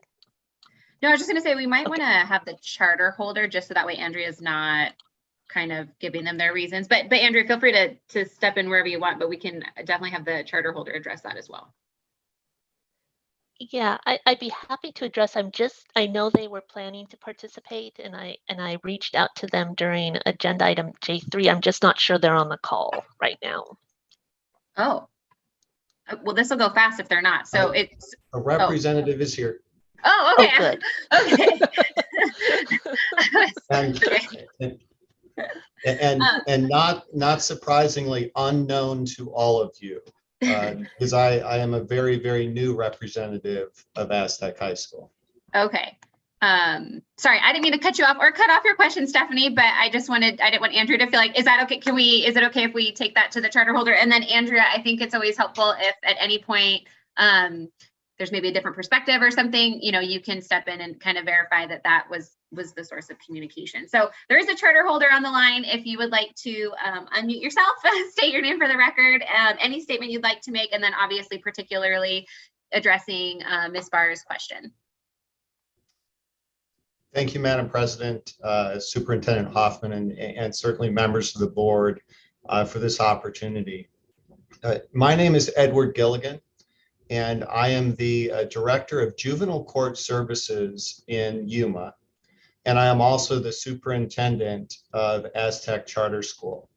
So Aztec is probably a unique charter school, not just in Arizona, but in the United States, in that it operates essentially as a division of our juvenile court. The juvenile court is ultimately the charter holder, and of course in county government, our financial affairs are run through the Board of Supervisors and of course the county's finance department. As such, since our inception, audits have been performed by the Auditor General's office. Certainly in looking at the charter agreement, we recognize that we absolutely have a responsibility to have a single audit performed each and every year. We made a strategic decision at the inception of this school to have that audit conducted in unison with the county's overall financial audit. And essentially what happened this year was the perfect storm of events.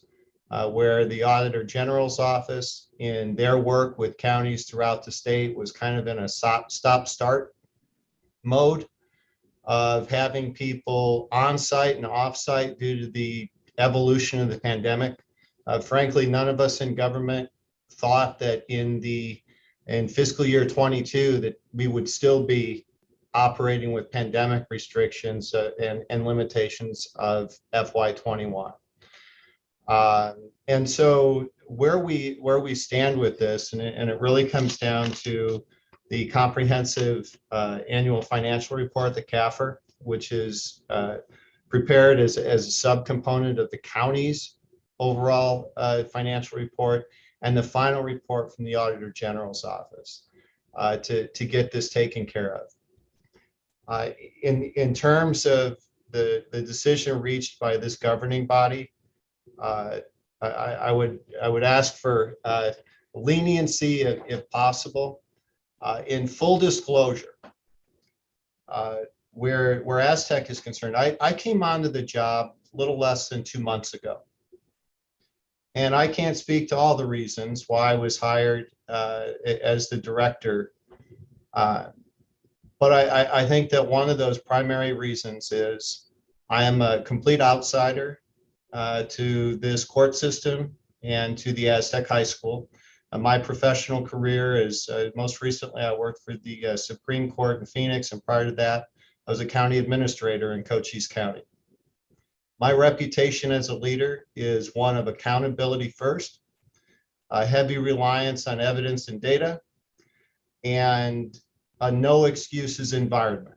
And so to the question raised, I think by Stephanie about what's our excuse, at the end of the day, we simply don't have an excuse. I believe there is no excuse for not meeting the letter of every law and requirement.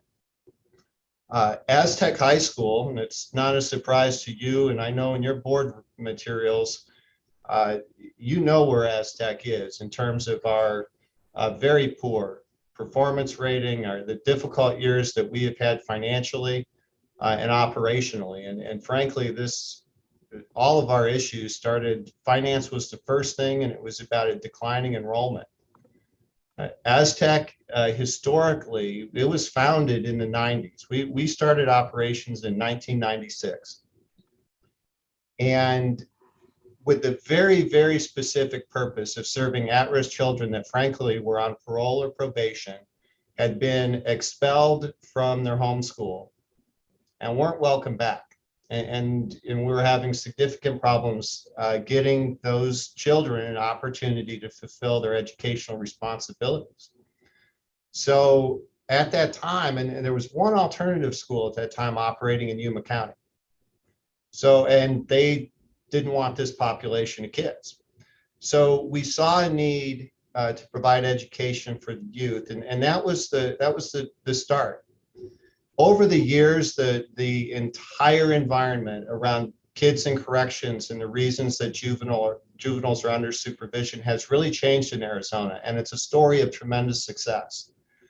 The population we have on probation today is much smaller than the one we had in the 90s. When our school started operating at that time, we had 50 kids on probation who weren't in school. Today, we don't have 50 kids on probation. And that is a wonderful story for Yuma County and for kids in our community. Our number one referral that we get today to our juvenile court is truancy. And that's from schools throughout the community. Schools today are doing everything they can to possibly keep kids in school. But coming out of the pandemic's been tough. It's been tough for us in attendance. When I came on board, there was a focus of the school to grow its attendance and enrollment. Frankly, I stopped that. I want this school to focus on its operations, on the absolute performance, regardless of the number of students we have enrolled. As leaders in our court, we're working with our charter board to really determine what happens with Aztec moving forward. I hope that this governing board gives us an opportunity to reach the most appropriate local decision. That decision very well might be to cease operations at Aztec. The number one factor in that for us is, and I'm currently in the process of analyzing exactly where every single student that we have enrolled and attending is with their education. And at the end of the day, asking, are we the very best option for this kid today? Fortunately, there are a lot of charter schools that will accept these students today. And it's a very different picture than it was in the 90s. But we're actively engaged in this with clear certainty. If Aztec moves forward in the next school year, it will be under entirely new leadership. Our school principal will be leaving at the end of this semester, and we haven't opened to recruitment. Frankly, we're at a stage of really needing to decide if we're a necessary component of the educational community in Yuma. And if the decision is yes, I assure you we will be an excellent school. There is absolutely, it is unacceptable to be a low performing school. So we are taking absolute and full responsibility. There is not a leader in this court or county government that is satisfied with the performance of the school. Fortunately, some students have continued to benefit from their enrollment in the school. But when you look at the statistics, we have declining numbers. Frankly, in FY21, the most significant number to me was the percentage of our population that just completely disenrolled from school. And that's where we've absolutely got to do better, focus on this population and their success. So with that, certainly I will take questions from this board. I absolutely assure you that underlying audit issue, we are working as diligently as we can to correct it. we can't expedite that process through two third-party government entities that are just trying to fit our work into a schedule.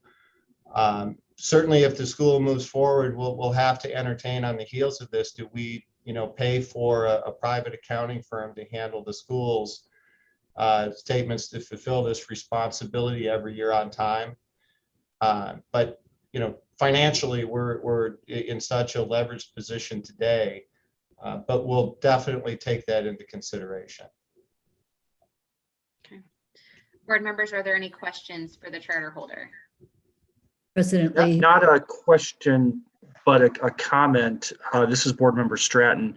I just want to thank Mr. Gilligan for the frank and honest assessment of where the school is and what the situation is. It really helps us as a board. It certainly helps me. So just thank you for your candid assessment and comments.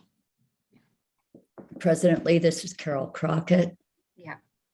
I also want to echo Mr. Stratton's comments, but add that I even more applaud Mr. Gilligan's approach to entertaining whether the school should exist or not. I think that's something that a lot of businesses, including charter schools, should look at if they're not performing or the landscape has clearly changed since 1996. And I just applaud your looking at it with very open eyes. Thank you. As board member Christina Foster, I wanted to also echo that and the appreciation of looking at your attendance instead of increasing attendance, but what is the best interest of those students. So thank you for that. Board members, any other questions or comments?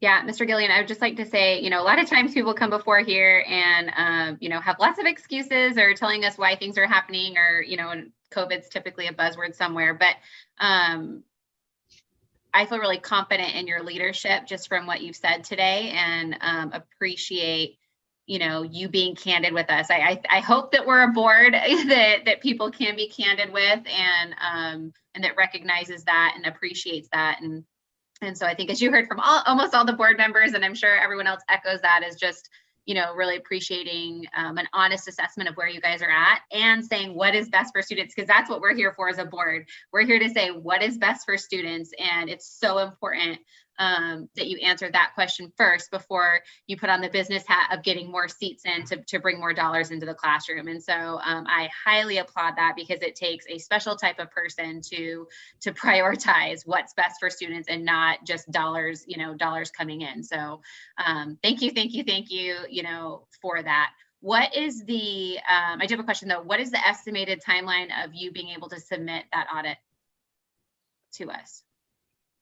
My understanding is that the worst case scenario, we're looking at May, possibly leading to that first week of June. The county is completing, its work, but generally waits till the Auditor General sends their draft report to put the finishing touches on the CAFR. So it really is going to align to right at that period of time that we're going to complete our school semester.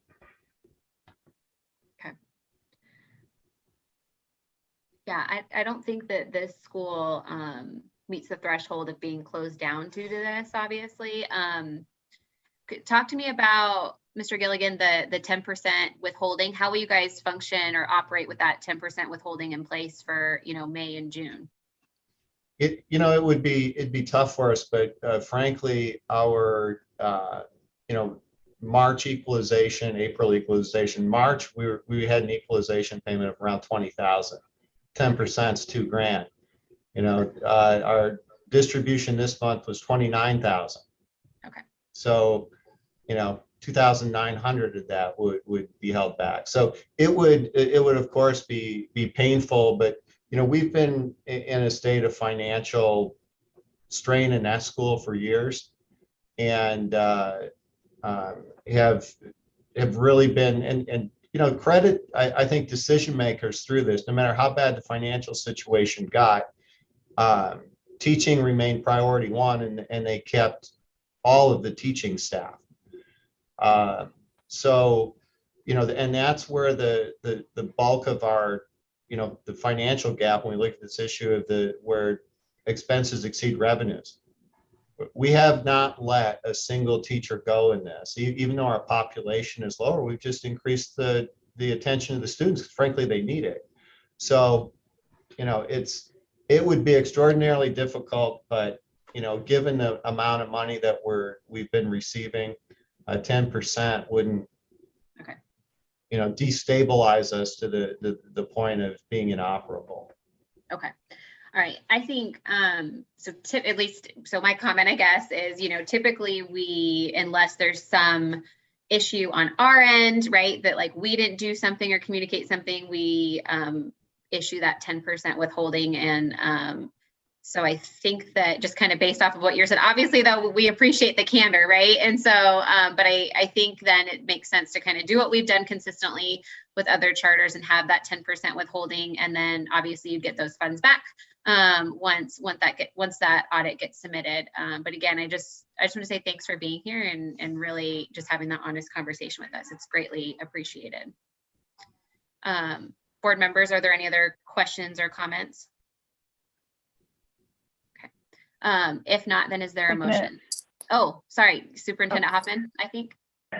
Sorry, President Lee, I just wanted to comment with what you were just proposing before we make the motion of, I think that's the right direction, that it's very often that when we get to a decision around whether or not we're withholding funds, that it's very difficult because at the end of those dollars is teachers and students. And we have a lot of very small charter schools, so 10% is a very significant amount. So I don't want to minimize that in any way. But at the same time, I do think it's really important for us to have this type of consistency. And what breaks my heart is that there was other government agencies involved too, with like the Auditor General and their role in this and the impact of the pandemic on getting this done in time. But I do think that it's important for this board to be consistent. So just wanted you to hear that before we made the motion, but thank you. Yeah, thank you for that. Awesome. Thank you, Superintendent Hoffman. Okay, just so I don't miss anyone, any other questions or comments? Okay, if not, then, oh. Sorry, it's Ms. Barr again. I just want to say I appreciate your very candid and open response. As a middle school teacher, I don't hear that a lot. So thank you very much. And presently you addressed my other two questions. So thank you. Awesome. All right. I'm gonna wait one more minute, a few more seconds just to see. Sometimes unmuting yourself takes a second. Okay, I'm not hearing anyone else. So is there a motion? President Lee, this is Board Member Close. I want to echo you and the rest of the board in appreciating the forthright and very transparent honesty of the charter. But I also want to echo Superintendent Hoffman in that we need to maintain consistency, even though it may be very difficult at times. So having gone ahead and said that, I move to find that Aztec High School is not in compliance with state law and its charter contract due to its failure to submit a complete fiscal year 2021 audit, and to approve withholding 10% of the charter holder's monthly state aid apportionment until a complete fiscal year 2021 audit is submitted to the board. Is there a second? I'll second. Okay, I think I heard Dr. Crockett's before Board Member Stratton, so I'm giving it to her, but thank you so much. Aaron, with the roll call, please. Vice President Close. Aye. Superintendent Hoffman. Aye. Ms. Barr. Aye. Dr. Crockett. Aye. Ms. Foster. Aye. Ms. Monteith. Aye. Mr. Ruiz. Aye. Mr. Stratton. Aye. President Lee. Aye. Motion passes unanimously. Thank you again, Mr. Gilligan, for being here, and we just wish you the best as you guys are, making these really tough decisions. Thank you all. Thanks. Okay, With that, last but not least, our summary of current events, future meeting dates, and items for future agendas. Miss Ashley, what do you have for us? Not much, other than our next board meeting is on May 9th at 9 a.m. That will be a virtual meeting as well. And I will go ahead and send out those meeting invites to our new board members, but it will be conducted similar to how this meeting was conducted. But again, I know that you had a short notice, so our next meeting is May 9th at 9 a.m. That you all are aware of that. And with that, that is all that I have to report. Okay, then with that, we are adjourned. Thank you, everyone. Okay, thanks, everybody. Have a good week. Bye, guys. Bye, everyone. Thank you. Bye. Bye.